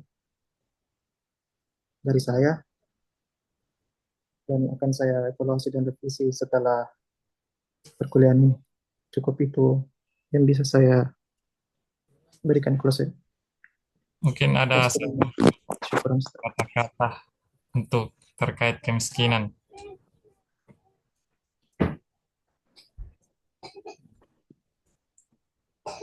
Ya Ustaz, apa tadi Ustaz? Sudah cukup ya? Iya, sudah cukup. Ya. Baik, terima kasih kepada pemateri, kepada teman-teman sekalian. pada diskusi kita kali ini. Untuk itu, untuk lebih memaksimalkan wawasan terkait tema pada diskusi kita pada siang hari ini, kami langsung mempersilahkan kepada Guru Tak Dr. Haji Muhammad Irham untuk memberikan wawasan secara luas terkait tema ini. Falyatafaddal mashkura. Baik, Ustaz. Bismillahirrahmanirrahim. Assalamualaikum warahmatullahi wabarakatuh. Waalaikumsalam warahmatullahi wabarakatuh. Alhamdulillahi rabbil alamin. Wassalatu wassalamu ala asyrafil anbiya'i wal mursalin. Sayyidina wa habibina Muhammadin wa ala alihi wa sahbihi ajma'in. Wa man ihtada bihadihi wa man ihtada bisunnatihi ila yaumiddin amma ba'd. Alhamdulillah, puji syukur kepada Allah, salawat dan salam kepada Nabi Muhammad sallallahu alaihi wasallam. La ilaha illallah wahdahu la syarikalah, lahul mulku wa lahul hamdu, yuhyi wa yumitu biyadihil khair, wallahu ala kulli syai'in qadir. Subhanallah walhamdulillah wa la ilaha illallah, Allahu akbar. Wala haula wala quwata illa billahil aliyyil azim. Masyaallah.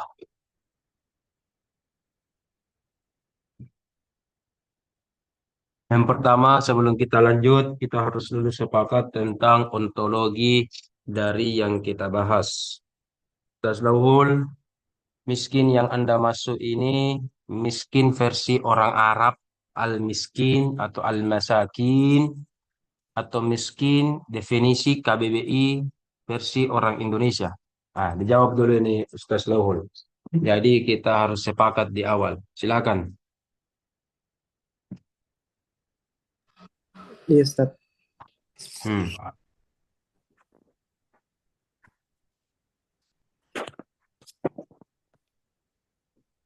Betul yang kita maksud, Ustaz. Apa?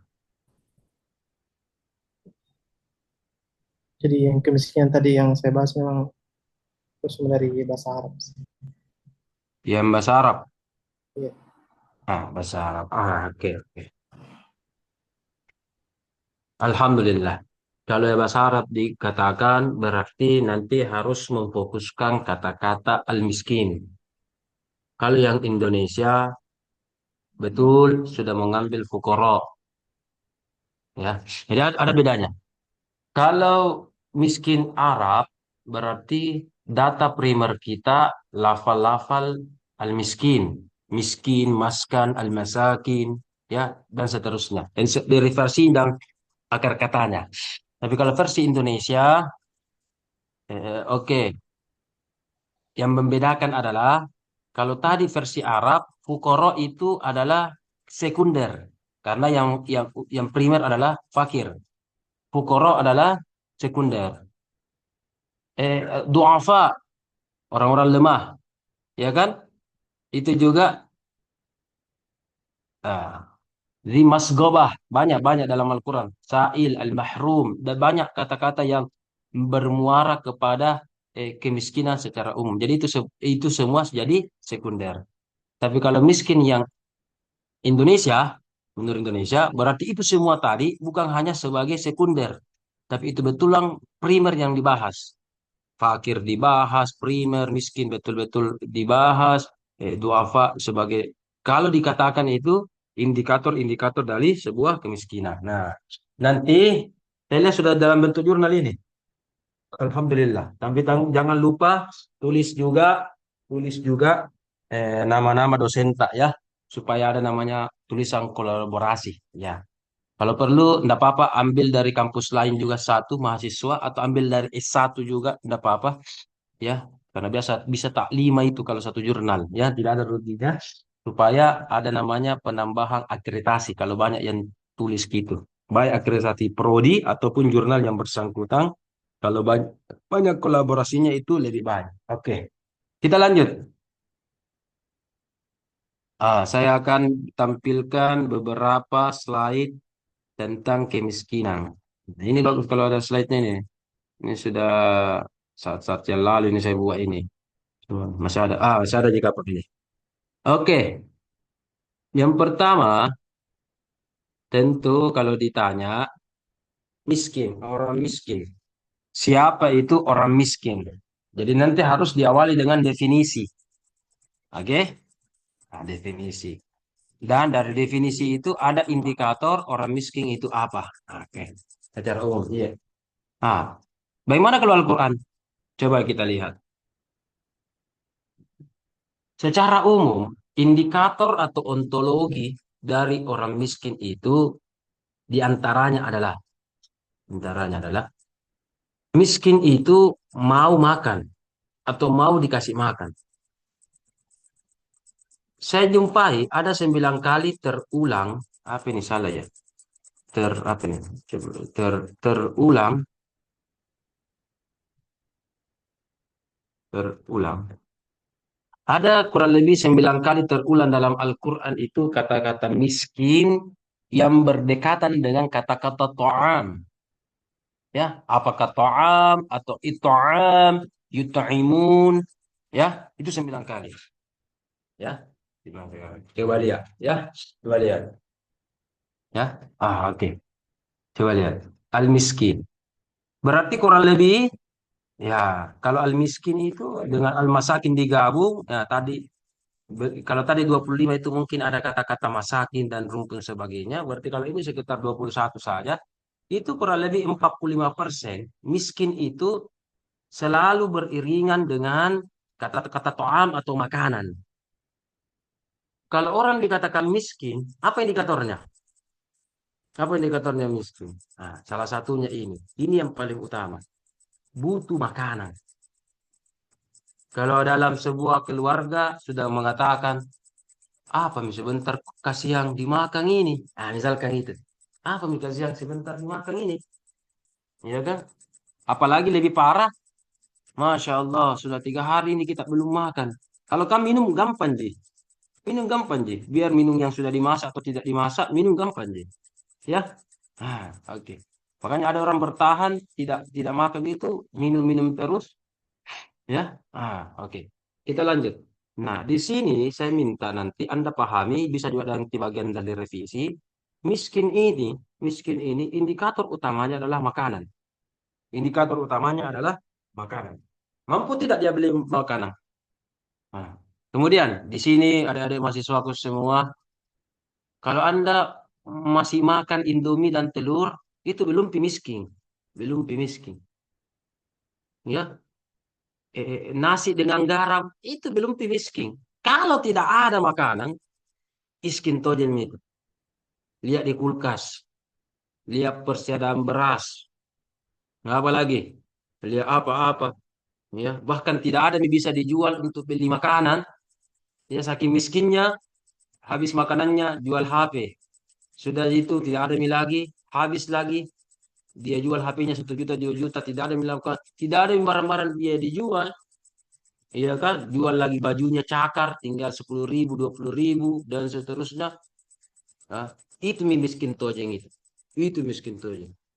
Apakah dia ojol kasihan, tukang beca, payabo, tukang sampah, iya kan, pemulung, ya sudah tidak ada makanan di stoknya.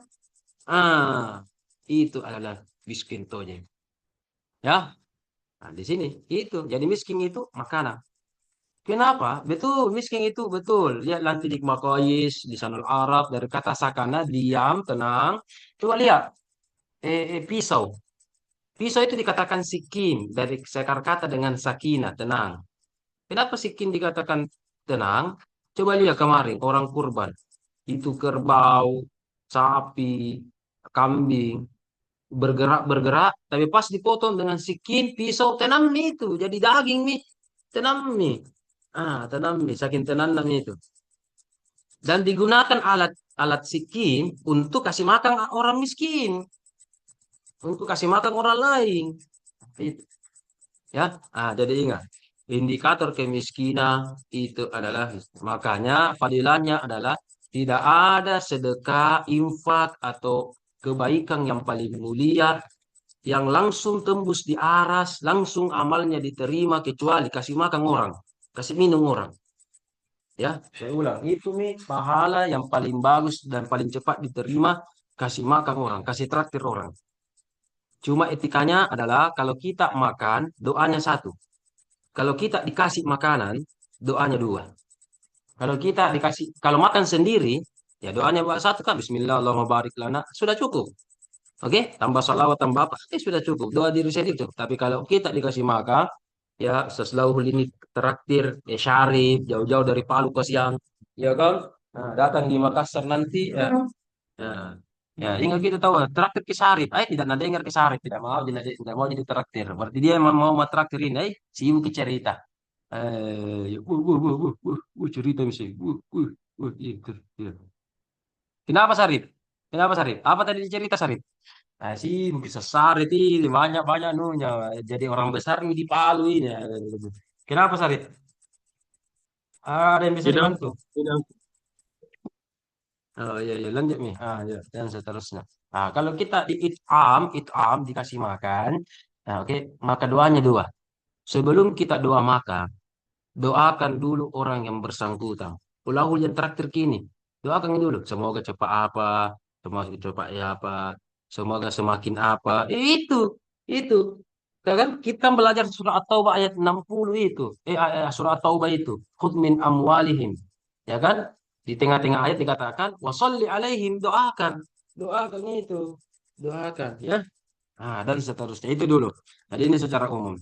Jadi ada kata-kata miskin, ada klasifikasi miskin dalam Al-Quran itu dua kali kurang lebih ditulis dalam Al-Quran dan beberapa ayat yang lain juga ada yang indikator mengarah ke sana. Secara umum itu ada as-sa'il wal mahrum. As-sa'il itu ada orang miskin, as-sa'il tapi minta. Rukudum, belum buka makan. Ya kan minta kisahil, sa'ala yas'alu kan minta, bertanya minta kikudum. Adakah?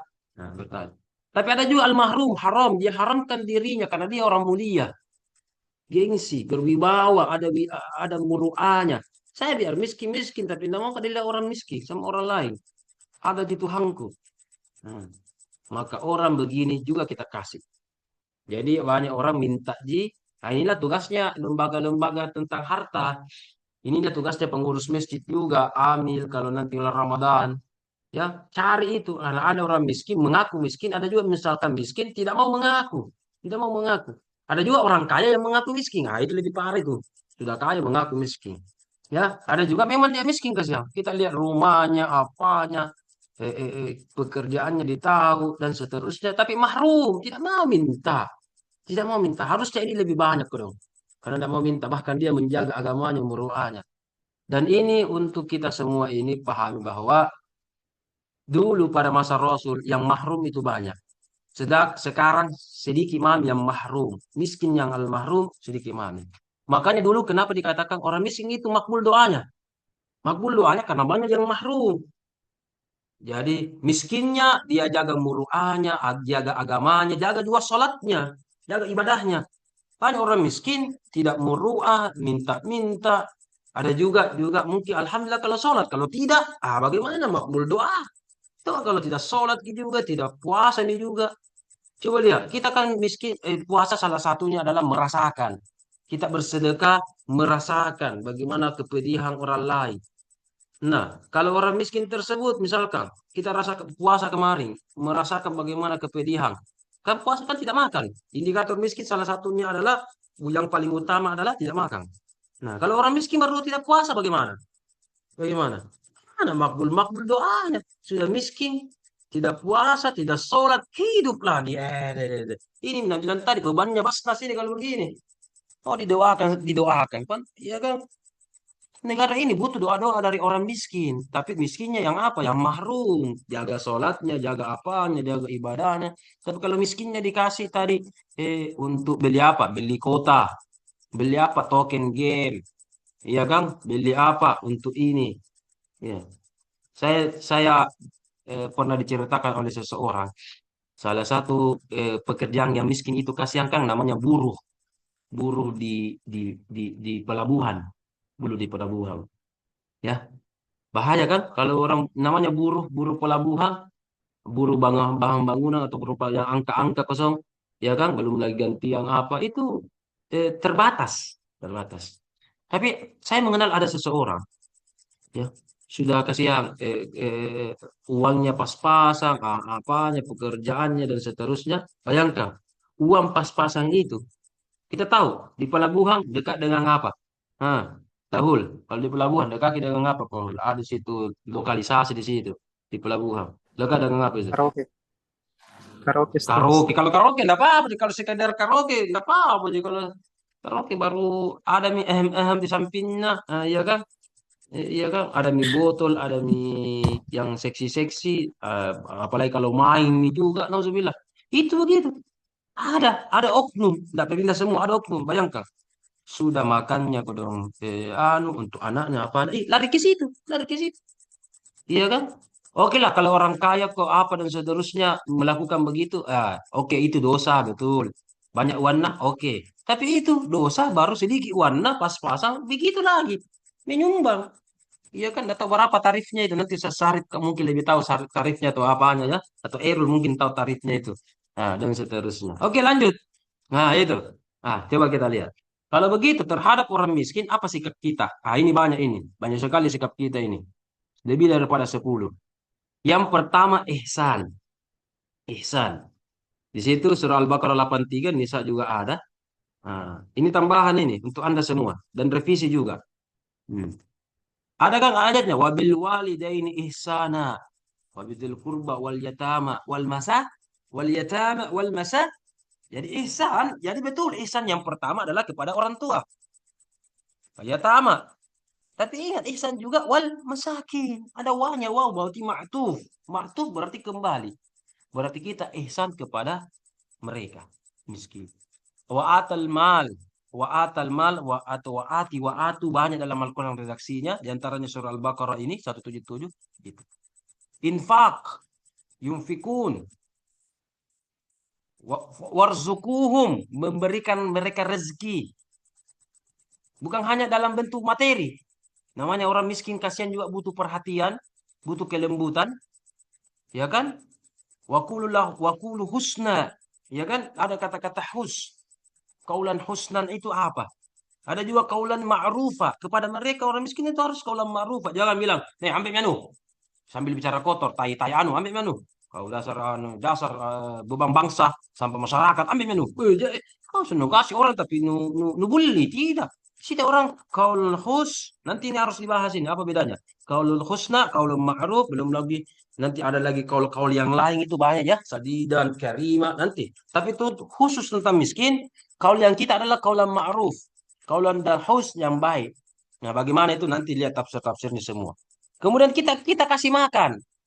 Baik makanannya itu bisa dalam bentuk sedekah umum, bisa juga dalam bentuk kafarah.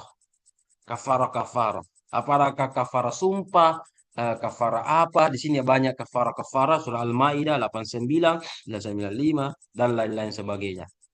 Kemudian diberikan anfal. Lauhul apa itu anfal? Anfal. Dia diberikan wa khumusuhu itu walir rusuli. Di situ ada kata wal masakin. Ada yang tahu anfal apa itu anfal? Diberikan anfal? Jadi anfal juga itu bukan hanya anfal itu yang apa cuma pemerintah atau pejabat. Ya anfal. Apa itu anfal? Surah Al-Anfal ayat 41. Apa itu? Ayo. Apa itu anfal? Anfal atau harta rampasan perang. Dikasih itu. Sedekah dan zakat dikasih tentunya. Fa'i juga itu dikasih mereka, fa'i. Tahu di fa'i? Fa'i juga itu harta rampasan perang, tapi bedanya itu kalau anfal itu berperangi orang. Kalau fa'i misalkan mau diserang, tapi itu yang mau diserang langsung bendera putih, langsung menyerah. Dapat pakai harta rampasan, begitu. Itu namanya fa'i, ya. Itu namanya fa'i. Dan seterusnya masih banyak. Ya, masih banyak hal-hal yang harus kita lakukan kepada mereka semua supaya termasuk beberapa ayat itu diberikan fidyah. Fidyah itu adalah diantaranya adalah ta'am, memberikan makan kepada miskin. Fidyah juga dalam bentuknya. Jadi banyak banyak bentuk memberikan makan kepada mereka. Ada dalam bentuk infak, ada bentuk kafarat, ada bentuk sedekah, bentuk zakat, bentuk faid, bentuk harta rampasan. Yang penting diberikan itu, diberikan fidyah makanan. Tapi yang paling intinya itu surah Al-Maun dan surah Al-Haqqa ayat 34 kalau tidak salah itu wala yahuddu, ya.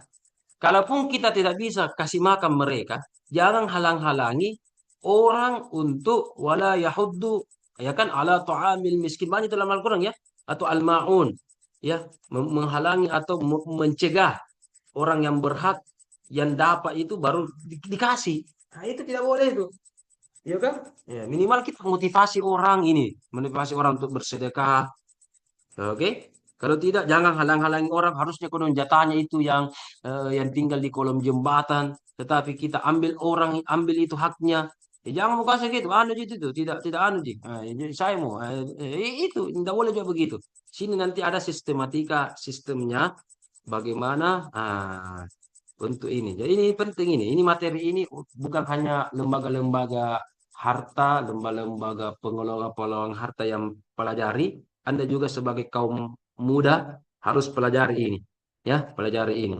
Dan ilmu ini mahal karena ini adalah ilmu Al-Quran. Tidak ada di Google, tidak ada di Google. Kalau Anda kasih jadi makalah ini bisa menjadi 3-4 makalah yang saya sampaikan hari ini tentang bagaimana pengelolaan harta-harta atau kebutuhan-kebutuhan mereka, ya, orang-orang miskin di dalam Al-Quranul Karim, ya, Masya Allah dan seterusnya. Sebelum saya lebih lanjut, ada yang ingin bertanya dulu atau ada yang ingin menyampaikan sebelum kita juga beralih ke pertanyaan-pertanyaan tadi yang cukup banyak itu. Ada pemakalah kah atau penanya kah atau apa? Silakan, tafadhol. Berarti tadi yang ayat Al-Maun itu Ustaz, bertolak belakang sama fatwa MUI, ya Ustaz? Apa itu fatwa MUI? Yang larangan memberikan kepada pengemis begitu, Ustaz. Ya. Bagaimana itu Ustaz? Jangan dulu. Wayamnaunal maun, ya, melarang, ya. Wayamnaunal maun, ya, yang orang miskin. Lihat dulu. Itu yang Pak Yabo peminta-minta apakah 100% orang miskin? Jawab dulu itu. Apakah mereka 100% orang miskin? Jawab dulu. Belum tentu, Ustaz. Belum tentu. Berarti ada yang bukan miskin. Dan saya menjumpai, jangankan di Makassar, apalagi di Jakarta, ya kan, punya rumah yang mewah. Jangan jauh-jauh di harta. Anak-anak jalanan, itu lebih canggih HP-nya daripada saya. Saya lagi HP ku 4 tahun, 5 tahun, kapan tidak ganti HP? Iya kan? Ini terus juga saya pakai. Apa ini? Oppo berapa ini? Oppo 5 kapan ini? Ini ya Oppo 5. Ku pakai. Oppo 5. Sekarang Oppo berapa nih? 13 nih kapan? Berapa nih? 11 nih, 12, 13 nih. Oppo Reno 5 saya kepakai ini. Ini Oppo Reno 13 nih. Dia banyak nih, berarti 6 tahun kapan? Kan setiap tahun itu biasa bertambah-tambah. Hei, bayangkan. Lebih canggih. Anak-anaknya itu, anak-anak. Wih, banyak itu payah-payah dimilih atau peminta-minta dilihat. Masya Allah. Ya kan? Betul, mungkin ada yang, ya kan? Ada yang begini. Oke, ada, betul. Ya. Tetapi ada juga yang, makanya dia itu lahul. Ini Al-Maun apa asbabun nuzulnya? Ya kan? Makkiyah Madaniyahnya bagaimana? Apa kisahnya ini? Oke, bagaimana itu orang-orang Yahudi, Nasrani, bahkan munafik, wa yamnaunal maun. Dan bagaimana miskinnya ketika itu pada masa, jadi kalau sahabat-sahabat yang miskin, ya miskin tojengi, miskin betul. Ya kan? Sudah miskin betul, mahrum lagi, tidak mau minta-minta, malu dong. Ya kan? Anda tahu salah satu sahabat yang mahrum itu, ya, namanya Ali bin Abi Thalib. Anda kenal 10 sahabat yang kaya? 10 sahabat yang dijamin masuk surga. 9 diantaranya, semuanya itu yang 9 orang kaya. pedagang. Abu Bakar, Utsman, Abdurrahman, ya, ya. Ammar bin Yasir sudah lumayan lah kalau Ammar bin Yasir mantan budak, ya. Tapi Ali, masya Allah, bagaimana Ali? Bagaimana Ali? Saking butuhnya Ali, istrinya Fatimah, ketika Rasulullah sudah dipanggil oleh Allah, ya, Ali minta zakat kepada Abu Bakar Khalifah. Kasih sekali zakat-zakat ini, saya kan butuh ini, saya juga berhak ini. Kita ini miskin maki ini. Kalaupun tidak pakai miskin sekali ini, bagaimana berapa hari maki tidak makan ini? Apa kata Abu Bakar? Ingat ya Fatimah, Anda adalah keturunan Rasul, zuriat Rasul. Haram zakat keturunan Rasul. Teringat. Wah, ini baik. Jadi kalau ada sini syarif-syarif yang mengaku keturunan-keturunan Rasul Herul, ya, di Pangkep, di Makassar, di mana, ada juga itu di daerah lain itu Cikuang atau apa, ada yang mengaku syarifah-syarifah, sayyid-sayyid. Ingat, oke. Rumus utama cucu Rasul yang mengaku ada darahnya Rasul di dalam tubuhnya tidak mau menerima zakat sedekah. Habib-habib bagaimana? Di Palu. Di Palu itu Ali Drus. Ya, ya Syarif. Ali Drus, apalagi yang Ma'arif ya, apalagi? Apa pesantren yang terkenal itu? Ma'arif apakah? Al Khairat, Ustaz. Al Khairat, itu kan Ali Drus itu banyak Arab di situ kan? Tidak mau zakat. Cuma Nabi ketika dikasih zakat atau sedekah, dia singgah di tangannya. Jadi bukan diambil, singgah. Berarti seperti amil. Tidak dikasih masuk di rumah. Dibagi-bagikan. Kalau ada Habib, Sayyid, Syarifah yang begini, As-Sagaf, Al-Idrus, apalagi Al-Aidid, Al-apalah, Al-apa ya kan? Melakukan ini, itu nih keturunan asli yang murni.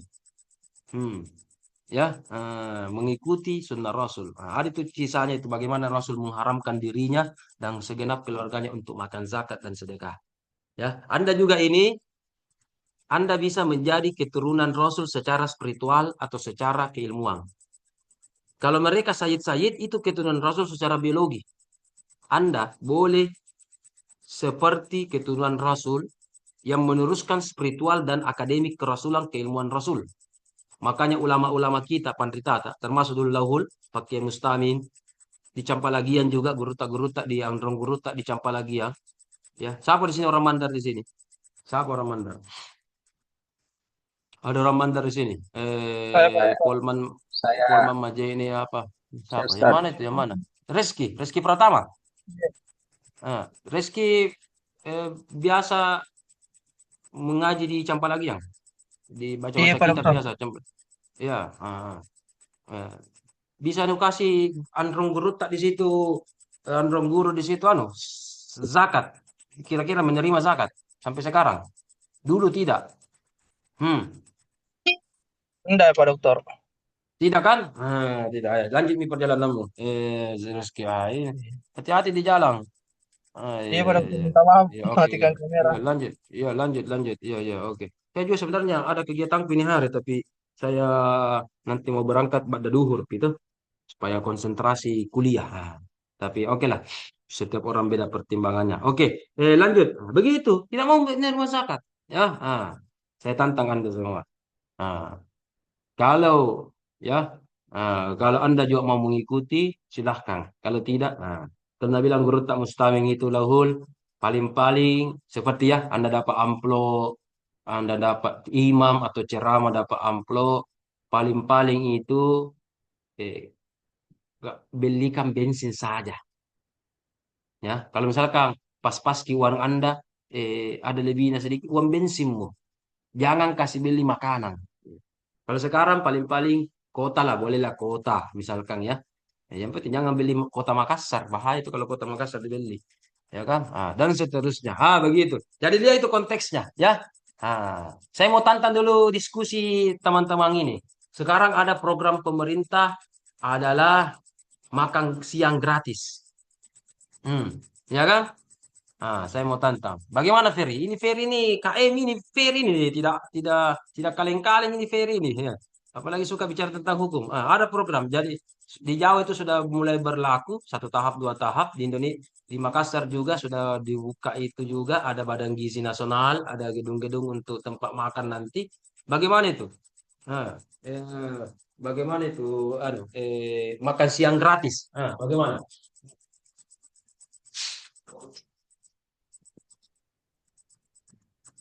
Bagaimana, Ferry? Ya, Pro kontra, Ustaz. makan siang. Iya, menurut menurut Saya Anda bagaimana? Ya, silakan. akan mendukung programnya untuk dijalankan. Karena yang saya tangkap ini kebijakan untuk memenuhi gizi anak bangsa. Karena memang kita ini kalau mau dibandingkan dengan orang-orang luar, ya mungkin kecil Ki.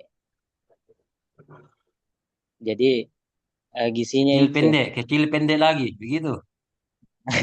Hidungnya juga, hidung kecil juga. Jadi seperti Arab, hidungnya kan besar juga. Ya. Ya, lanjut, lanjut, lanjut. Jangan curhat ya, jangan tapi curhat terus. Ya, ya. tetapi ini lagi yang menjadi perbincangan, bilang apakah nanti ini tidak disalahgunakan di anggarannya, karena kita tahu di desa-desa itu kalau masuk uang biasanya tidak tidak apa itu, tidak ti- tidak menjurus lah, tidak apa deh, tidak semestinya yang dikasih disalahgunakan. Nah, kalau tidak diawasi anggaran, ya mungkin bahaya nanti ini disalahgunakan anggarannya, karena ini termasuk anggaran yang banyak banyak dipakai untuk negara. Programnya bagus, tetapi kalau tidak di apa diawasi dengan ketat, ya mungkin lebih banyak mudaratnya, Kak. Karena biasa ada juga yang berita sekarang, di berita yang pernah saya lihat, makanannya itu tidak sesuai dengan dengan yang dipaparkan dulu waktu kampanye. Misalnya ada susunya, ada dagingnya, yang datang malahan seadanya, nasi kotak. Ya, programnya bagus. Kalau saya tes, programnya bagus, tetapi kalau harus dipertimbangkan dengan matang lagi. Mungkin begitu, Ustaz. Kalau Ustaz Ayub bagaimana? Angket. Mana Ustaz Ayub? Ustaz Ayub, dari tadi saya tidak kita lihat ini. Mau kasih sehat ini Ustaz Ayub. Keti, Keti. Belum tuh, masih sibuk mungkin. Bagaimana yang lain? Ustaz Pajar, Ustaz Hamzah, Muayyad, Sarif. Bagaimana? 50-50 saya, Ustaz. Pro kontra. Oh, Lauhul 50-50. Kenapa 50-50-nya Lauhul? Kalau pro-nya mungkin, Ustaz, bisa saya bilang kan, ini kan programnya pemerintah baik, Ustaz. Tapi mesti disalurkan dengan yang baik. Jadi Ya, terus? Betul. Terus? yang banyak orang Jadi, membutuhkan gizi yang lebih baik, Ustaz. Begitu, Ustaz. Jadi harus tepat sasarannya. ya, oke, oke. Betul, sesatu sisi sebenarnya masyarakat Indonesia sepakat ini hal yang baik. Ya, tinggal teknis, pengawasan, aplikasinya, konsistensinya, pihak-pihak ketiga yang dilibatkan, karena ini kan proyek juga. Salah satu pihak ketiga itu tidak harus orang-orang besar. Kalau tidak salah itu syaratnya itu di rekeningnya ada minimal 750 juta. Nah, kalau dosen UIN tidak ada begitu kalau dosen. Iya kan? Kalau pejabat-pejabat, kontraktor atau apa, pedagang besar bisa itu pegang itu karena ada jaminan harta ya pengelolaan. Jadi tidak kasih bawa kabur, ada SOP-nya dan sebagainya. Memang saya dengar kemarin di tahap pertama kemarin relatif gagal di Jawa kemarin. Tahap kedua sudah ada perbaikan-perbaikan 50 sampai 70%. Nah, tahap ketiga ada lagi nih anunya dilihat bagaimana tahap ketiganya sampai tahap sempurna pentahapannya. Semoga semakin baik ya, semakin baik karena di satu sisi dibuka juga ruang-ruang kerja. Jadi saya tidak sependapat kalau ada mengatakan anaknya dikasih makan, bapaknya pengangguran PHK. Tunggu dulu. Iya kan? Anaknya dikasih makan katanya, tapi bapaknya PHK, pengangguran. Sama dengan Justus. Iya kan? Yang benar itu dikasih makan bapaknya atau yang pengangguran itu atau yang tidak bekerja atau belum baik kerjanya kan dibuka lagi pertama ada gedung-gedung yang dibuat tukang security. Security. Kalau di Makassar itu dekat rumahnya orang tua saya itu di Hertasning situ, dekat Tidung Mariolo itu ada sudah dibangun di situ. Ya sudah beli mobil box. Nah, berarti mobil box. Ada sopirnya, ada karnetnya, ada juga security. Padahal belum buka itu gedung, ada security-nya, sudah dibangun security. Dan saya dengar mencari juga yang istilahnya apa kalau biasa yang antar-antar makanan itu kalau di ya juru sajinya Ojol. itu ojol. Oh iya, ojol bukan yang juru sajinya ya. Juru sajinya itu yang antar-antar piring, ya kan? Dapurnya, tukang masaknya bagus. Sebenarnya bagus karena mencari orang-orang yang sekitar di situ. Orang-orang di sekitar. Ya, ada 20 orang dicari, 10 orang, 20 orang orang dicari orang sekitar itu, mama-mama apa yang tidak ada pengangguran daripada magosip, dicari di situ, dikerja, dikasih penghasilan. Baru buahnya juga jangan memakai buah-buah ekspor, buah-buah impor. Misalkan di Makassar kita banyak pisang, ya pisang.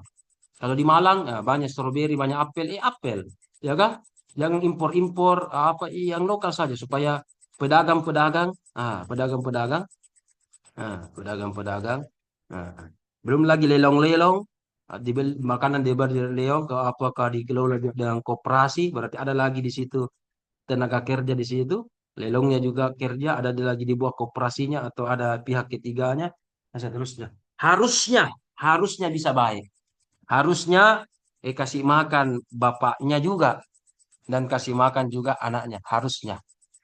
Tugas kita adalah mengawasi, mendoakan apa dan seterusnya. Ya, Irham ini kecil, tidak melihat Indonesia.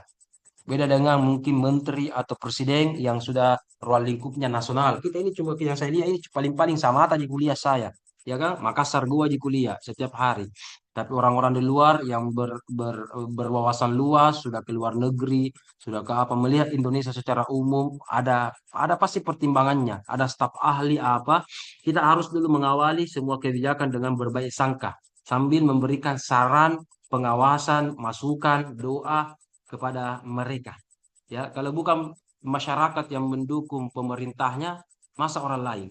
Ya kan? Masa orang lain yang mendukung pemerintah kita. Nah, walhasil kita ini orang agama, ya. Apa orang agama? Seperti ini. Kita belajar tentang masukan agamanya, ayatnya apa, ya kan? Dan seterusnya. Jadi begitu. Kemudian cara menanggapi larangan tadi itu kepada minta-minta itu tadi asailnya itu fatwa MUI-nya itu saya rasa sudah dibahas itu mustahil itu MUI tidak mengetahui surah Al-Maun ini mustahil ulama itu ya baik MUI Makassar MUI Sulsel apalagi MUI nasional mustahil tidak mengetahui surah Al-Maun itu tetapi ada pertimbangan-pertimbangan apa artinya kan terkadang ada namanya fakta ada namanya realita. Ada namanya sesuatu terjadi, tetapi ada namanya penyalahgunaan. Jadi ini kata kuncinya, ada penyalahgunaan profesi. Ya, narkoba itu halal. Buktinya, dokter suka pakai narkoba kepada pasien yang mau dioperasi. Ya, apa namanya kalau bukan narkoba? Ya, itu sejenis narkoba itu. Ya, oke. Tetapi yang dilarang adalah penyalahgunaan. Betul. Atau semua narkoba tidak boleh. Nasi kondromayao saja enak. Ya, apalagi narkoba begitu beda. Nah bilang orang, ya kan? Ya, boleh. Tapi penyalahgunaannya tidak boleh. Nah, orang miskin boleh-boleh saja. Asail sekedar meminta dalam Al-Quran ada asail. Meminta boleh. Tetapi penyalahgunaan dan ada husul muralatnya. Ada orang risi, ada orang apa, ada orang ini dan sebagainya. Nah, lihat unsur mudarat dan manfaatnya. Ah, itulah namanya fatwa. Itu namanya fatwa. Ya. Nah, itu. Jadi saya rasa ulama itu tidak akan mengeluarkan ijtihadnya untuk merugikan masyarakatnya, tidak akan. Bahkan ulama itu berfatwa atau berijtihad itu berdasarkan kebiasaan masyarakat dan kondisi geografi orang. Imam Syafi'i, kenapa fatwanya itu sedikit-sedikit batal, sedikit-sedikit berwudu? Imam Syafi'i tinggal di Baghdad. Ada sungai Tigris dan Efrat, banyak airnya.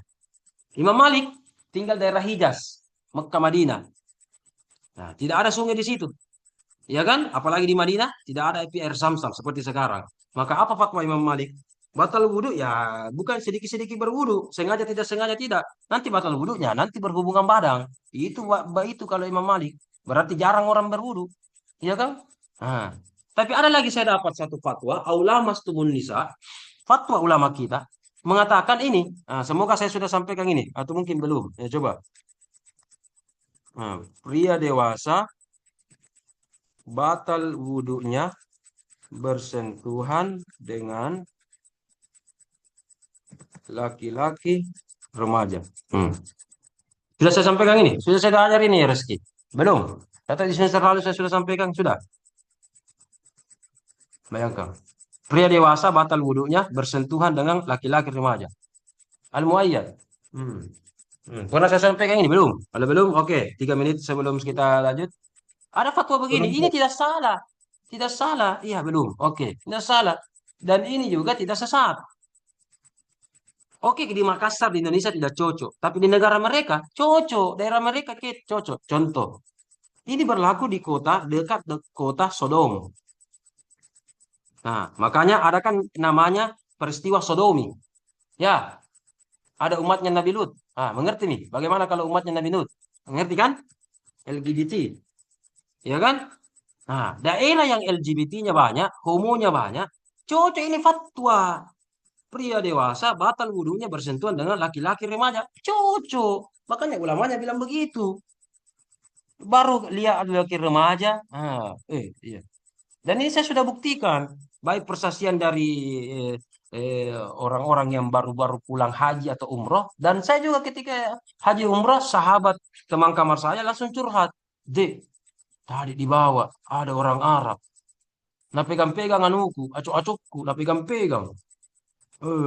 Saya deh, dan mukanya muka ada kan orang muka-muka tidak sengaja main-main ini tidak muka-muka bernafsu mentong kapan? Wih, saya langsung lihat, oh iya deng, sorry, kita tidak pelihara kumis dan jenggot.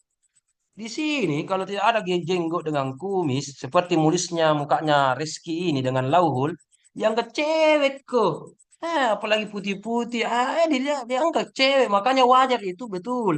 Ceweknya orang Arab, wanitanya orang Arab, perempuannya orang Arab, memang cocok kalau tutup pakai cadar begini, memang cocok pakai cadar. Orang Indonesia kalau perlu di sana pakai cadar juga supaya itu orang Arab tidak terlalu tegangi kan, bilang kecantikan atau apa. Jangankan cantik atau jelek, laki-laki saja nggak cantik. Bayangkan, saking bagaimananya itu, ya. Tapi ini oknum, oknum tidak semua. Makanya jangankan cewek atau perempuan, mama-mama, saya lagi suka pakai cadar begini. Kalau di sana pakai apa? Walaupun saya punya jenggot dengan kumis, ku pelihara mentongi. Kalau jenggot masih panjang mentongi, tidak mau kecukur ki. Ya kan, dia kalau sini biasa tak berapa hari baru cukur. Dia tidak sengaja mentong. Karena saya tahu itu peristiwanya. Saya tahu karakternya orang Arab. Nah, makanya saya suka begini. Tapi saya surban saya kasih begini. Karena memang juga daerah panas di sana. Iya kan? Anda tahu, di atas panas, padang pasir panas, anginnya juga di sana panas. Beda kalau kita di sini angin mamiri, angin sepoi-sepoi, enak anginnya. Ya kan, siang-siang kita buka saja pintu, ada anginnya, enak di sana. Anginnya panas juga. Di mana Ki mau leceng kalau begitu? Di mana mau menghindar? Ya kan, panas semua. Dan ingat, kenapa di sana panas? Peristiwa Al-Fil. Ya, ya. Ada peristiwa Ababil, hijaratan min sijil, itu sijil. Coba turun dari atas ke bawah ya. Ya, Abraham ya. Abraham. Oke, tahu peristiwanya kan? Pertanyaannya, di mana sekarang itu? Ya, sijil. Hijaratan min sijil. Di mana itu sekarang batunya? Batu yang dilempari oleh Abraham kepada Abraham itu. Nah, di mana? Ingat, karena ada di bumi, ingat teori gravitasi. Dari atas turun ke bawah.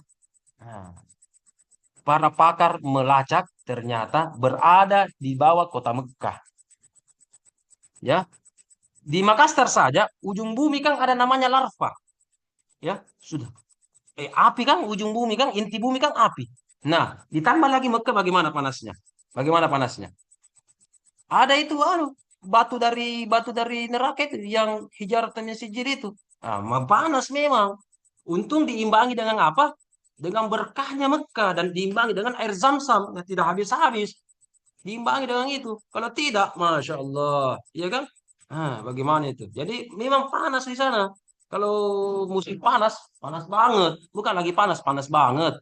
Ya, dan seterusnya dan seterusnya. Ah, sudah deh. Oh, astagfirullah. Sudah lewat 1 menit. Ah, oke lah. Nantilah kita revisi, perbaikan dan tambahan-tambahan wawasan. Kalaupun ada yang belum saya bahas, saya minta Anda anulah perbaiki dan seterusnya ya. Nah, saya rasa secara umum Basnas sudah baik, ada lagi oknum ya apa dan wajar kalau ada kritikan ya, kritikan dan seterusnya. Oke, itulah dengan kritikan kita tidak boleh terlalu dengar juga netizen ya. Nah, harus juga kita berbenah. Jadi jangan langsung pesimis, tetap juga berbenah. Tapi jangan juga dicueki.